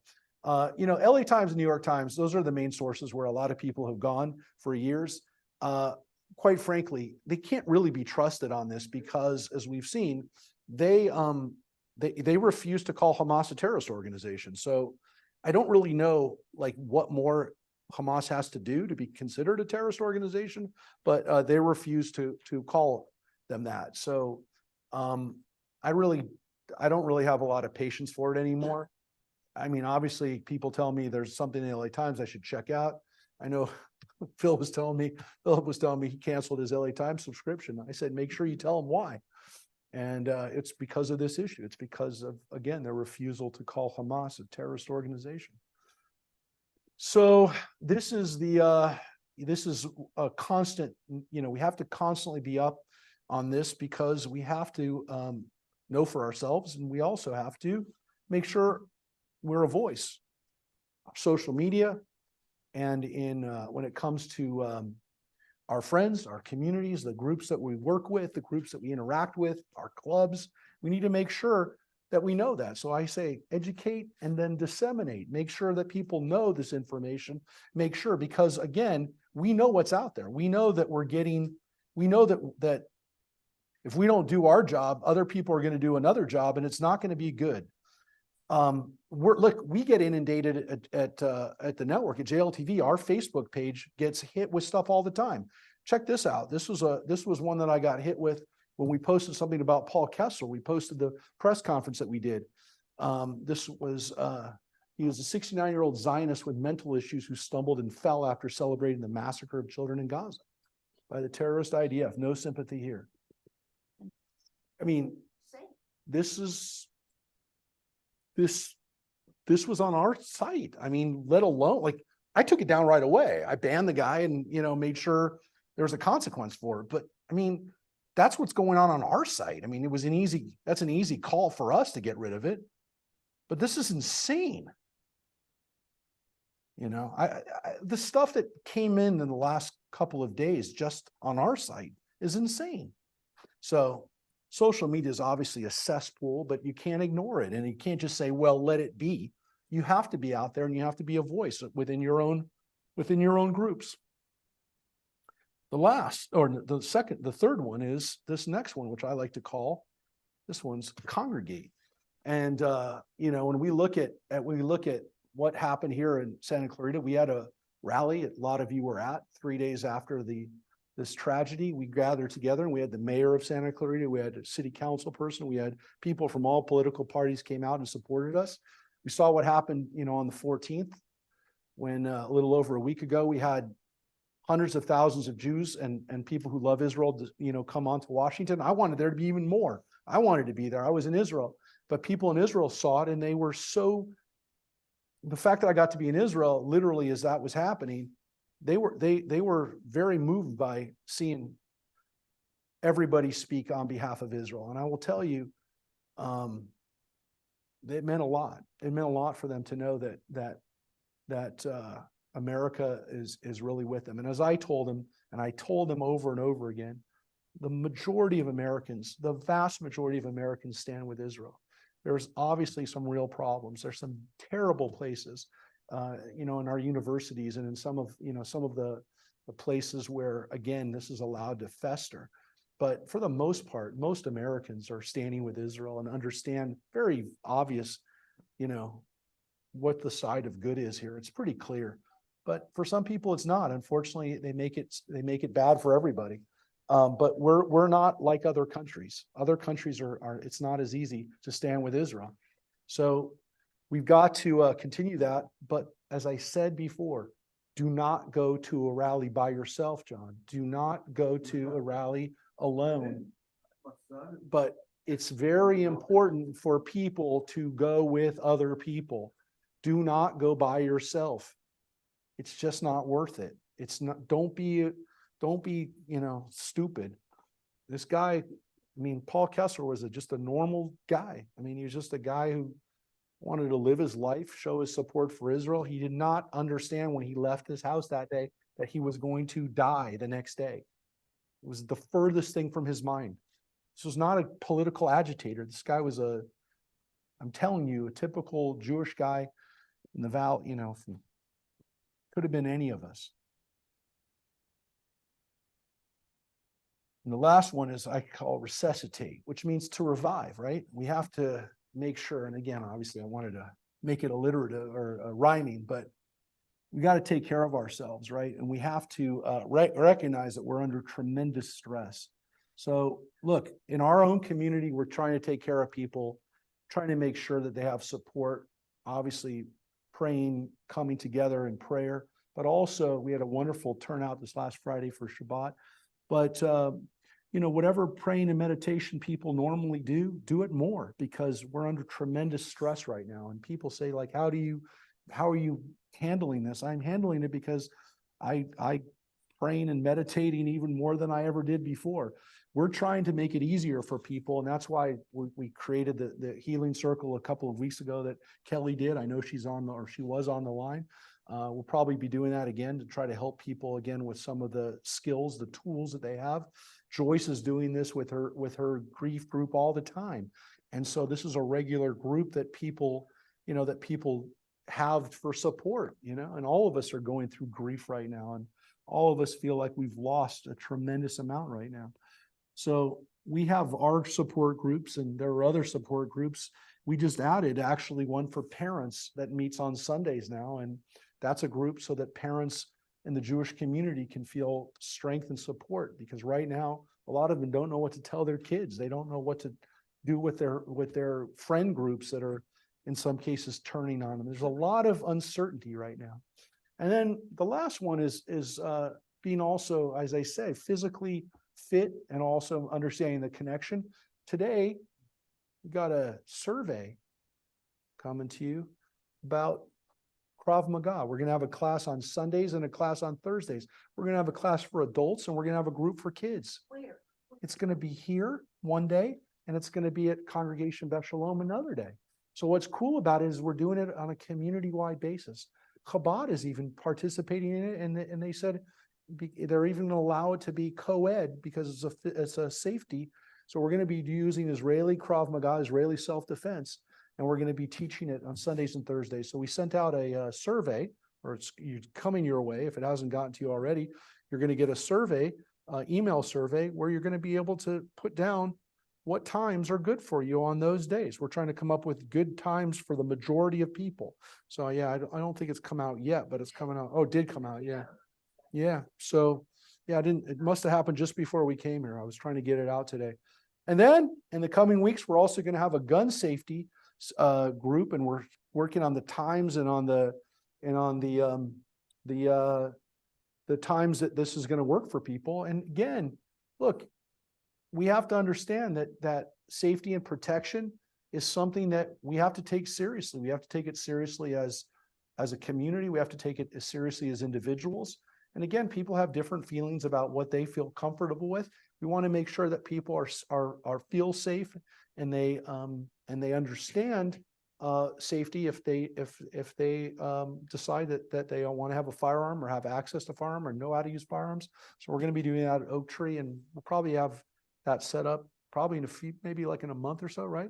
Joan? I think we're working on the dates. We're working on the dates that's going to be part of our, part of what we offer too.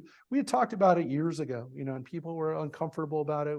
They felt like maybe we were crossing a line there, but I think most people realize today, this isn't something beyond what we should be thinking about. And again, it's something that a lot of people in the Jewish community have been thinking about. There was an interesting article about it in the Wall Street Journal. Some other news programs have run stories about it. It's definitely something that we're thinking about in the Jewish community today. How do we stay physically safe, and how do we stay physically strong? Because we have to have confidence. We have to be able to go around with our daily lives, not living in fear. And that's one of the things that we want to make sure that, again, very healthy dose of security and safety also has to be matched, though, with a sense of confidence. And people shouldn't have anxiety and fear. Again, a level of understanding what's reasonable and what we have to be careful of is very important, but we can't live in fear. We have to know that we can protect ourselves. So that's what we're going to do as well. And again, our synagogue is going to do our part. We're doing a lot of this on a community-wide level as well. So this is this is kind of what I wanted to share with you tonight. I wanted to have a chance for people to get the information as up to date as I could make it. I know covered a lot of stuff. I'm going to post this up and you're going to be able to have it and share it with people. And again, I shared with you some stuff tonight that, again, I tried to keep it not on stuff that you've heard before. And I shared with you some stuff here tonight that nobody has seen or heard, including, again, that video. It's definitely part of police evidence already. And I will tell you that in the coming weeks, as soon as that flag is out of police evidence, I'm going to have that flag here. I'm going to take it around the country for people to see, because to me, that's become a symbol of a Jew just deciding I want to stand with Israel. And that flag is going to be a symbol of Jewish strength, and the fact that we're not going to stop waving that flag. So that flag is going to go around the country, around the world, and I hope to bring it to Israel too. So you're going to see that in the coming weeks as well. I hope one of the first places that will unfurl that flag will be there.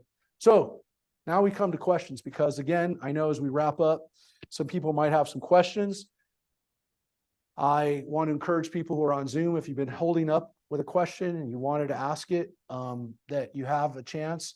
I'm going to post again this so you can look at it and take it in. I know there's a lot of stuff, but I also am going to post that podcast with Yarneen. I want you to be able to hear a little bit from Yarneen. I was hoping we'd be able to get him on tonight, but we weren't able to get him on tonight, but we are going to do something with Yarneen, and you'll be able to hear what's going on with Be'eri as we kind of like pair up with them.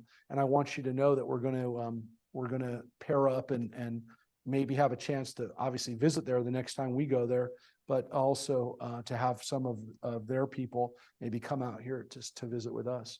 So any questions? If you have any questions and you're here, we have a mic. If you're home, we can hear you, and you can unmute yourself and you can say, you can join right from here. But if you want to say anything here, please grab the mic. Anybody? Questions, comments, thoughts? Anything anybody has on their agenda? Okay, Philip, you're Yeah, first. You got the mic. You can just speak into it. It's on, right? Yeah. Okay, yeah, but you mentioned buying Israeli bonds. Yeah. You can also go on, if you have Schwab or Fidelity or one of those accounts, if you can't afford to buy a bond, you say have minimums.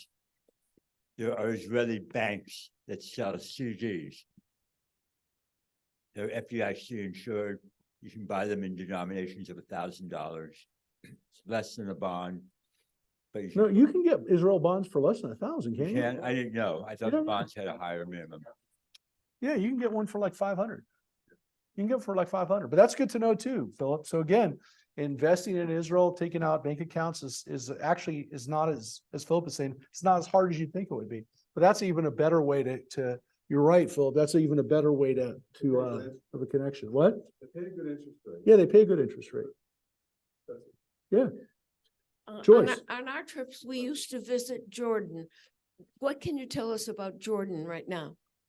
What can I tell you about Jordan right now? We're not taking a trip to Jordan anytime soon. I can tell you that. An active enemy, are they? No, they're not. Listen, listen, the issue, as I've told you before with Jordan, is that about 70% of their people are actually Palestinian by classification, in the sense that they lived on the other side of the Jordan River. The guy that was our tour guide when we were there, Joyce, was from Palestine, from Israel's side of the river. So there are a lot of people like that, including the beautiful Queen Rania, who went on a rant and blasted Israel a few weeks ago, even before Israel was really actively engaged in this ground campaign. Yeah, Queen Rania is Palestinian. Her family was originally from the other side as well. Look, the Jordanians it's an interesting situation. And again, I think on most Arab streets, Israel is being vilified. And again, it's not a secret that most of the average, in most of the major Arab capitals, Israel has been for years the source of blame for everything. Every problem that's in the Arab world is blamed on Israel. So it's a convenient scapegoat, and obviously, it's part of a tradition of anti-Semitism that existed in the West as well as the East, where Jews get blamed for everything, their economic problems, their political problems. And so it's not good, and it's worse now. So yeah, I'm not interested in helping their economy right now by bringing tourists to their country. That's for darn sure. Yeah. I don't feel good about the fact that I've been there twice this year, if you want to know the truth. But it's too late now. I can't go back and get my money. But I do feel like an idiot. Yes. Any other questions? Todd. Okay, I have a nagging question. I apologize if you already went over this on Shabbat. But I figured maybe since you were over there and you talked to some people, maybe you could shed some light on this. Netanyahu is really hawkish type of leader. The IDF is a real crack force. I mean, well respected. The technology there is first rate, and their intelligence is first rate, maybe the best in the world. How did this happen? Well, there's a big question mark right up here. That's the biggest question right now is how did it happen, right? How could this have happened? Because all of us had this understanding, and definitely people in Israel did, that this kind of thing couldn't happen. Look, the one of the simple answers is that Israel was completely duped into thinking that Hamas was becoming more peaceful, was actually moving in the opposite direction. And so a lot of Israelis, including it seems like Netanyahu, were feeling that they were a more reliable partner. They had given signals that this was the case. I told some people a few months ago, the last time there were rockets coming over from Israel, and I told you this, Israel only attacked the people that were responsible for the rockets, which were Islamic Jihad. I told some people this. She said it at the temple. I think it was during one of our classes, that Hamas seemed to have basically said, we're not launching any missiles. Israel, go take out Islamic Jihad. Now, the feeling is that, and this is what I felt, was that Islamic Jihad was a growing threat to Hamas. And Hamas was like, let's just get rid of them by letting Israel do our dirty work for us. Turns out, probably what happened was that Hamas and Islamic Jihad coordinated that so that that false sense of security could be perpetrated as a ruse. And so I was like amazed, because Hamas never launched a rocket and Israel never attacked their positions. And it was almost as if Hamas was saying, we're not doing that. We're not going to do that. And so it turns out that it wasn't just doesn't seem like it was Hamas and Islamic Jihad working against each other, but actually working together, because Islamic Jihad also took part It wasn't just Hamas that took part in this attack, it was also Islamic Jihad. So it made sense that Hamas was using Israel to attack them, but it also seems that that was Benji, come. wait, you're on, I don't know, that's somebody who's not muted. So that was a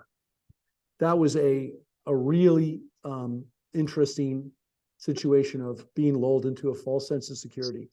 Look, on September 25th, Yom Kippur, we were at the church down the road, and I did a sermon about Yom Kippur War. And I said, one of the lessons of the Yom Kippur War is never to be too confident. And I was making a meta statement about all of us not feeling too confident. But unfortunately, it was also a message that Israel had forgotten, which was that you can never think that things are better just because you want them to be better or because you think that you have all your bases covered. You always, I told the story from World War Z, from the zombie movie, where Israel learned the lesson after that, where they were supposed to take any information that they got and take it and run with it to try to make sure that this would be followed up. Clearly, whatever information that they had, and I guarantee you they had some, was not paid attention to. And so that seems to be the situation.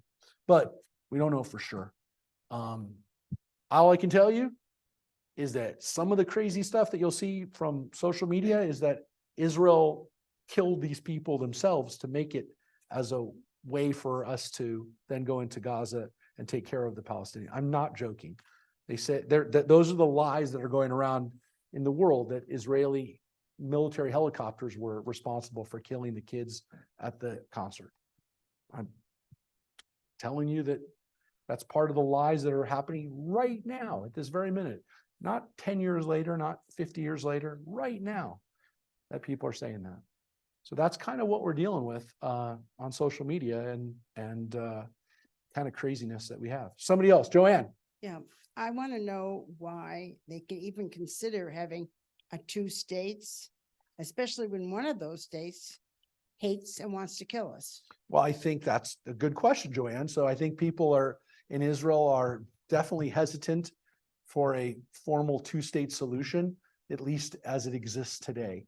And so I think even a lot of Palestinians are now thinking that it's going to be many years before there's a Palestinian country. I talked to a decent amount of Arabs on this trip too, and they definitely feel that it does not look promising for them to have a homeland.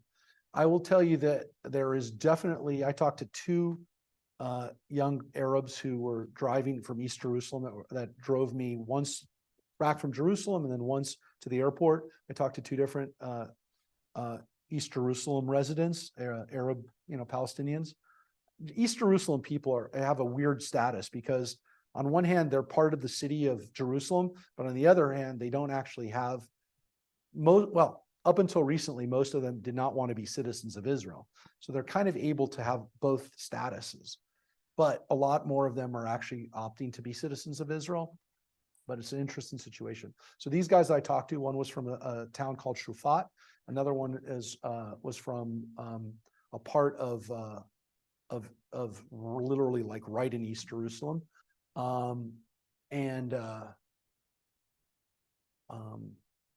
Yeah, they don't think that there's going to be a Palestinian homeland very soon. They also said that they're a little worried because when they pick up a fare, they don't know if the person who's going to get in the car is going to be deciding that they're sick and tired of, Palestinians. I mean, they're worried about it. I mean, they've had people cancel fares when they see they're Arab. I mean, they've said that. And they definitely have fear about it. There's no question. So I'm not saying that that's like going to change anytime soon or what the answer is on that, but that is a reality that they're dealing with. Again, most Israelis are not expressing that anymore. They know that they're still working, they're still able to take fares around, but that is part of what's happening right now. So that, Can I ask you a that's- question? Yes, please. I wanted to know, a couple of different things. One of them was about the tunnels. If Yes. they've got these tunnels all over and it took a long time to build them, and I don't know how they're gonna get rid of them all. Or how you can win with, or how Israel can win with all these tunnels and both coming out of both Lebanon and all throughout Gaza. I don't know how they're gonna, and they go apparently through that gate down into Egypt. And that's how the missiles are getting there from Iran through Sudan.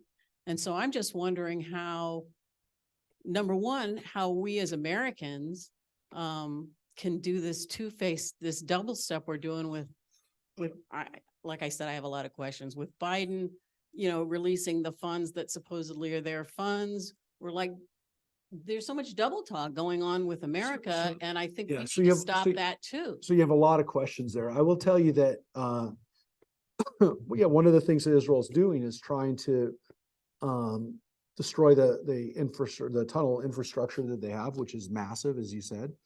The problem, of course, is it's probably going to be rebuilt anyways. But, and again, all that cement, all that concrete, all that electricity, everything that's being put into that is are resources that aren't going to the Palestinian people. So that is a problem, bless you. That is a problem that the world seems to, again, be oblivious to, bless you. It's not, it's not something that Israel can fix because Israel didn't want these supplies to get in, obviously. And Egypt doesn't really want them to get in either, but there's really, as you said, there's really not a lot you can do when people are, I mean, yes, yes. because if the missiles are being manufactured in Iran, yes. then that's your problem. So I mean, that's what has to be stopped, Iran. listen, and we what keep has doing to the be, other. what has to be stopped is an irrational and deep hatred of Israel, right? And so until that stops, and of Jews, because they don't usually say Israel, they usually say Yehudi, they usually say Jews. That has to stop. And so how does that stop? Well, it doesn't stop by us, hiding and hoping it goes away, but it's going to take a long time. There's not an easy answer for that because it takes a cultural change. And it takes, quite frankly, it takes people in the West saying it's not acceptable for you to continue to engage in business with us and do this. So it's going to take a lot of work on our part to say we're not going to tolerate it, but we're not prepared to do that. Nobody's prepared to do that. Democrats, Republicans, nobody's prepared to do that because literally it means telling people, I mean, if you really want to know what has to happen, we have to go to Saudi Arabia, we have to go to Iran, we have to go to every one of these countries that produces oil and take over their oil wells. Are we prepared to do that? Because until we wean ourselves or find another oil solution for that, these countries are going to continue to make billions of dollars a day, and they're going to continue to do what they do with no consequences. So if you want to know, it's not going to change until that situation changes. So I don't, there's no answer. I mean, that nobody's willing to do that. So that's not going to happen. Thank you. That will not happen. Somebody asked the question, I'm not sure who did it. Why are only 50 hostages being released when there's another 150 that are, well, first of all, we don't know. We don't know how many hostages are still alive. Okay, so maybe it's only 100 that are still alive. We don't know. I will tell you again, this is labeled as a prognostication and as what I've heard today. And I can only tell you that it's new. It's newly being discussed and it's new for me to be processed. I'm processing this too. So I'm warning you that this is only early stages of maybe what's happening. But I think most Israelis think that this is a possibility too. I think most rational people, and it'll make sense to you. What will probably happen is they'll start releasing hostages 10 at a time. And there'll be 40 or 50 that will be released in the first few days. And then a day will go by, or maybe not even resuming of full hostilities. And they'll say, we have another 10 or another 5. And this will be how Hamas buys time, is by turning over 5 or 10 hostages a day. So this will go on for, I think, for probably a couple of weeks. That's what I think. I mean, it makes sense from the standpoint of the irrationality and the fact that we're talking about bargaining with people's lives, but that's what I think is going to happen. I know even as I say it, it's terrible to even enunciate and say those words, but I think that's what they're going to do. I think they're going to play with people's lives and say, well, you get another 10 today if you don't attack us and you let us bring in more, more oil and more weapons, or however we can regroup and rearm. Yeah. That's what I think is going to happen. That's what I think is going to happen. I could be wrong, but I don't think I'm wrong about that. And I don't even like to say it, but I think that's somebody asked the question. That's why 50. It allows them to play that game. Yeah. I have a question. Yeah. In the meantime, while we're all trying to figure out how to stay safe, what I'm thinking is, I camouflage my mezuzah because in my martial arts training, I was taught to try to avoid egging people on, try to be invisible. I'm very proud to be Jewish, but being Sephardic Jew, we were chased out of Portugal and Spain, and we already had to be forced to go into a Catholic church and do things and then go practice Judaism. So we kind of had a little practice, and I wanted to ask your advice on safety in the meantime until we can get to the Israeli martial arts, which I'm really interested in. Do you have any just day-to-day advice? I feel that we're all asking, how do we stay safe? And just different ways. I'm thinking, I don't wear a Jewish star around my neck right now. And I'm just trying to be quiet when I'm in public, but I am very proud to be Jewish. And at the same time, I'm just praying more and fasting and praying more and shredding my clothes, because it's terrifying it's really hard to be sane right now. It's horrible. So look, in your situation, look, I would say this: you're a woman that's living by yourself, and it's weird that you say this, because I was talking to one of the reporters that's covering this story. It's a well-known reporter. I didn't even know he was Jewish. He was talking to me, and he was telling me when we were at the sheriff's office when they announced when the press conference for the charges. He told me that he was just helping his daughter take down her mezuzah. She lives by herself in Beverly Hills. So Beverly Hills is not, it's a pretty Jewish area. But he said to me, he says, I have mixed feelings about it. I didn't feel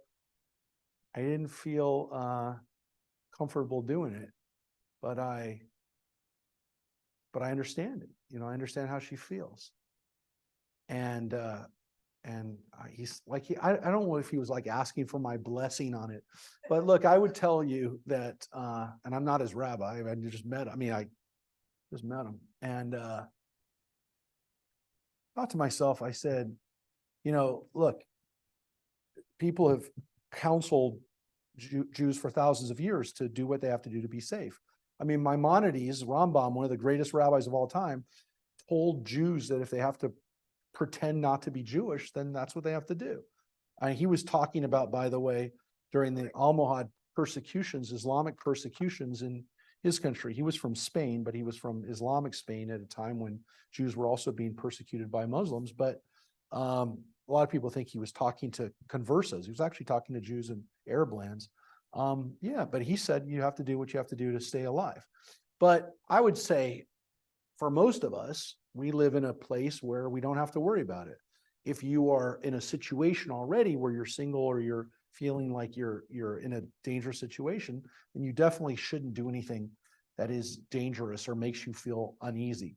But I would say for most of us, we as long as we're with other people, as I said, with strength, with our community, with numbers, we should be okay. So I don't feel that it's a time for us to be in complete panic and concern. But again, I understand people in a situation like that are already, they're already worried about their safety and security. So Yeah, I don't know if that answers your question, but that's the story. Yes. Yeah. Give her the mic. Oh, Gloria, sorry, Gloria. Gloria's got the mic. We'll come back to you next. Do you happen to know if the Israelis have control over what is brought in on the trucks for aid? That's a good question. Do they have control? Or do they get to? Yes, right now they do. There have been times when they haven't, and we know that. There have been a lot of things that have come in from Egypt, through Egypt, that, as we just heard, that were illegal and were not supposed to be coming over. But right now they're definitely being searched right now. They are being searched in Egypt. But the issue right now is whether, with Hamas having time to regroup and to get access to the stores of weapons that they have, that's what Israel's worried about right now, is that they have access to the stuff they've already brought in. Clearly they were prepared for this. I do think, though, that they're disappointed that Hezbollah has not engaged Israel in a war. And I think to some extent, they hope that the longer this drags out now, to some extent, the more likely it is for Hezbollah to be involved, or for Israel to somehow engage in a war with Hezbollah. They're definitely provoking Hezbollah to some extent, but I don't think they're really provoking. I think they're doing it more for show, but who knows? Basically what Israel thinks, what the average Israeli thinks, is that at some day when Israel's ready, 2 weeks from now, 3 weeks from now, that the next provocation that Hezbollah gives will be the one that Israel will respond to, with going in and clearing out those missile locations.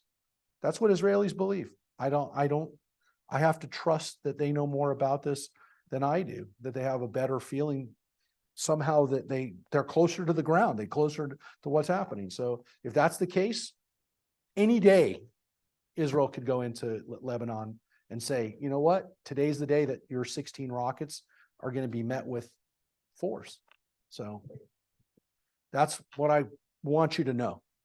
Yes, Suzanne, yes. Yeah, so I've been kind of distressed seeing in the media, like a Jewish rabbi, for example, who confronted President Biden. She says she wants a ceasefire. She was advocating, when asked what can people do, she was advocating BDS and things like that. I mean, this makes it sound like what percentage of, Jewish people are anti-Israel, and why is this being presented as such a? So that's a good question, right? So what percentage of Jews are not standing with Israel? Well, I will tell you this. Up until October 7th, there was a higher percentage of Jews that were, I'm a little mixed about Israel. Now they're not. And I think that the majority of the people that were kind of on the fence or not really sure, a majority of them have moved on to, I'm very strong for Israel. I think less people have said, I'm just washing my hands of this. I think if they were already in that side, they were already there. And I don't think many of them have jumped ship and said, I'm done. So I think what it's done is it's cleared out the undecided. And so within the Jewish community, I think there's a lot less. There's a lot less undecideds. The center part, if you will, the I don't know group, or I'm not sure, is not so big anymore. Whatever it was, 20, 30%, 40%, it's now 2%, it's 3%. Most people have an opinion now. And I don't think as many of them have gone to the wrong side on this as you. And I 100% believe I've always believed it's the wrong side, because whether or not people, look, there have been anti-Israel Jews while Israel was being established. As a matter of fact, there was a higher percentage of Jews who didn't believe in Israel when it was being established, because they kind of hoped that Israel wouldn't have to be established, that the diaspora would be safe and strong. Holocaust changed a lot of Jews' minds about that. And this has now changed a lot of Jews' minds about Israel's viability and where Israel should be. The problem is, Suzanne, is that some of the leadership in the Jewish community, meaning a unhealthy dose of rabbis, are anti-Israel. And this is a huge problem. And I'm on these forums, and I don't like to read it because it upsets me, but there are more rabbis who are anti-Israel than the percentage of Jews as a whole. So it's disproportionately within the rabbinic group. Why is it like that? Why would you think that the leadership of the Jewish community, at least religious leadership of the Jewish community, would be like that?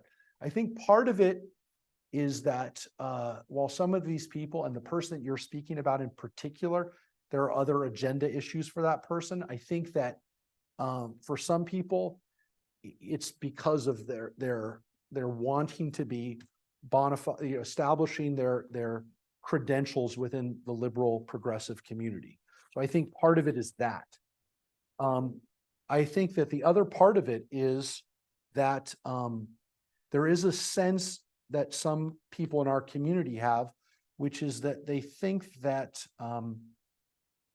they're smarter than everybody else, and they think that they've come to some grand conclusion that if the world was a better place, that there would be no need for Israel. Guess what? I agree. There's no need for any national country with any national or ethnic definitions. There's not. There, in an ideal world where people all love each other and all agree that everybody's as good as everybody else, there's no need for an ethnic division. There isn't. But we don't live in that world. That's a fantasy. There's a fantasy world. And again, the argument that some would make that we have to achieve that paradise, I will tell you, when every other Arab, every other Islamic, every other theocracy in the world decides, including the Vatican City, decides that there's no need to marry political and religious power, when the last country turns that over and becomes a viable liberal democracy in the sense, again, of letting everybody have equal rights, then Israel doesn't need to exist anymore. But until that happens, Israel should be the last country that's an ethnic country. You know why? Because 6 million Jews died proving that it's necessary. So when everybody else gives up their ethnic identities, and when we live in John Lennon's Imagine world, then Israel doesn't need to exist anymore. And Israel can be the last country that decides to close up shop. But in the meantime, we don't live in that world. And that imagining that Israel not existing is going to do that is insane. And so people say crazy stuff, and they say crazy stuff all the time. Unfortunately, some of them are people. And again, it is disproportionate, unfortunately, that you can do that. So it's an embarrassment. It's an embarrassment to our community. It's an embarrassment to the rabbinic world. And so when I see it, I'd say I'd laugh if it wasn't for the fact that they're doing damage, and we have to undo it. Because people say, I heard a rabbi say, well, Israel shouldn't exist. So, that's what people will say. So I hear it all the time. People will quote, oh, I only reposted what some Jewish person posted. It's said all the time. It just got said again recently. I only posted it because my Jewish friend posted it. So it's a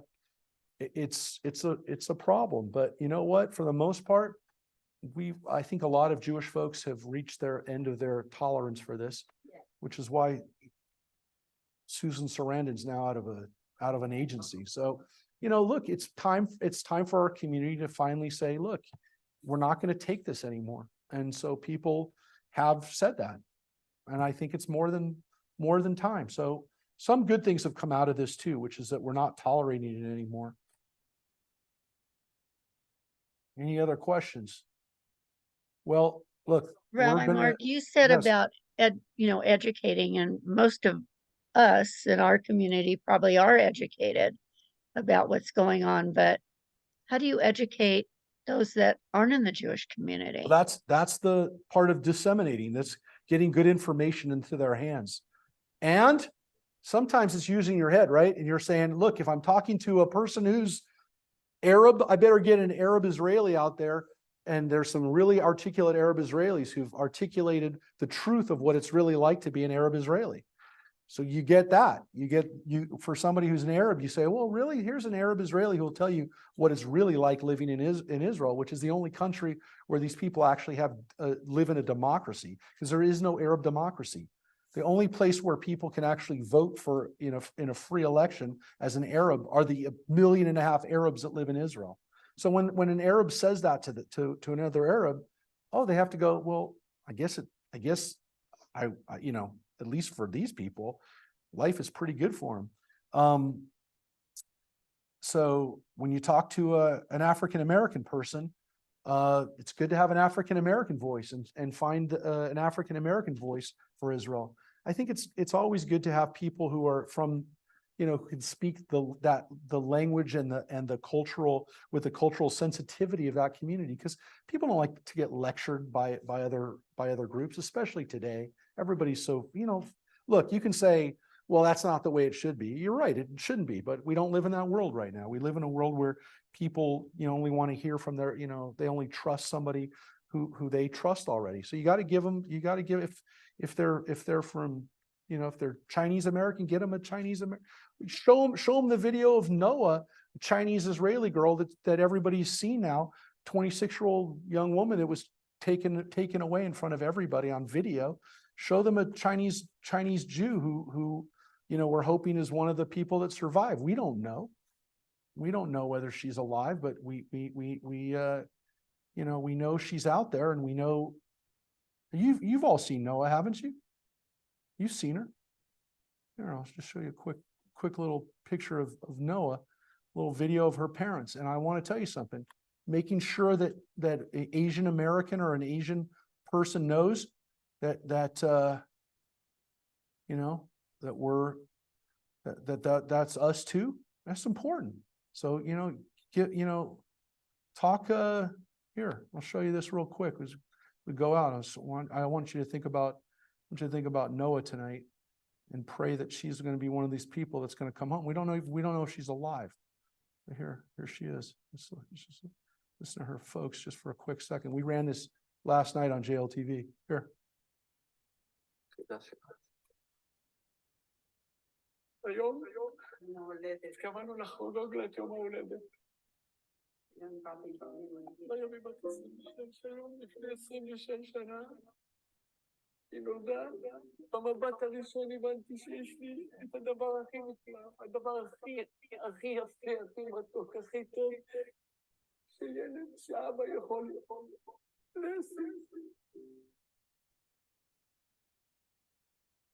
ביום שישי בערב, חג, היו הקפות, שמחת תורה.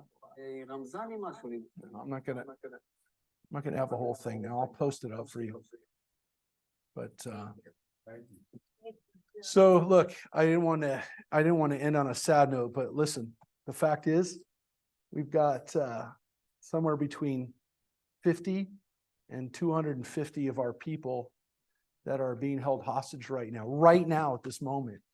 And until they come home or we know their fate, every one of us should be mobilized. And when you hear people getting off of this topic or talking about something else, just remind them, what other country would allow people to hold their people without doing something? Unbelievable. So again, hopefully we'll continue to educate people. We'll continue to have chances to bring people together. And thank you, everybody, for being here tonight and being part of this moment. And again, we'll keep people connected. We'll keep getting out information and again, some of these other activities that we're going to be doing to bring people together are ways to combat this darkness. So thank you, everybody. And see you. Thanks, everybody, for joining us. Thank you.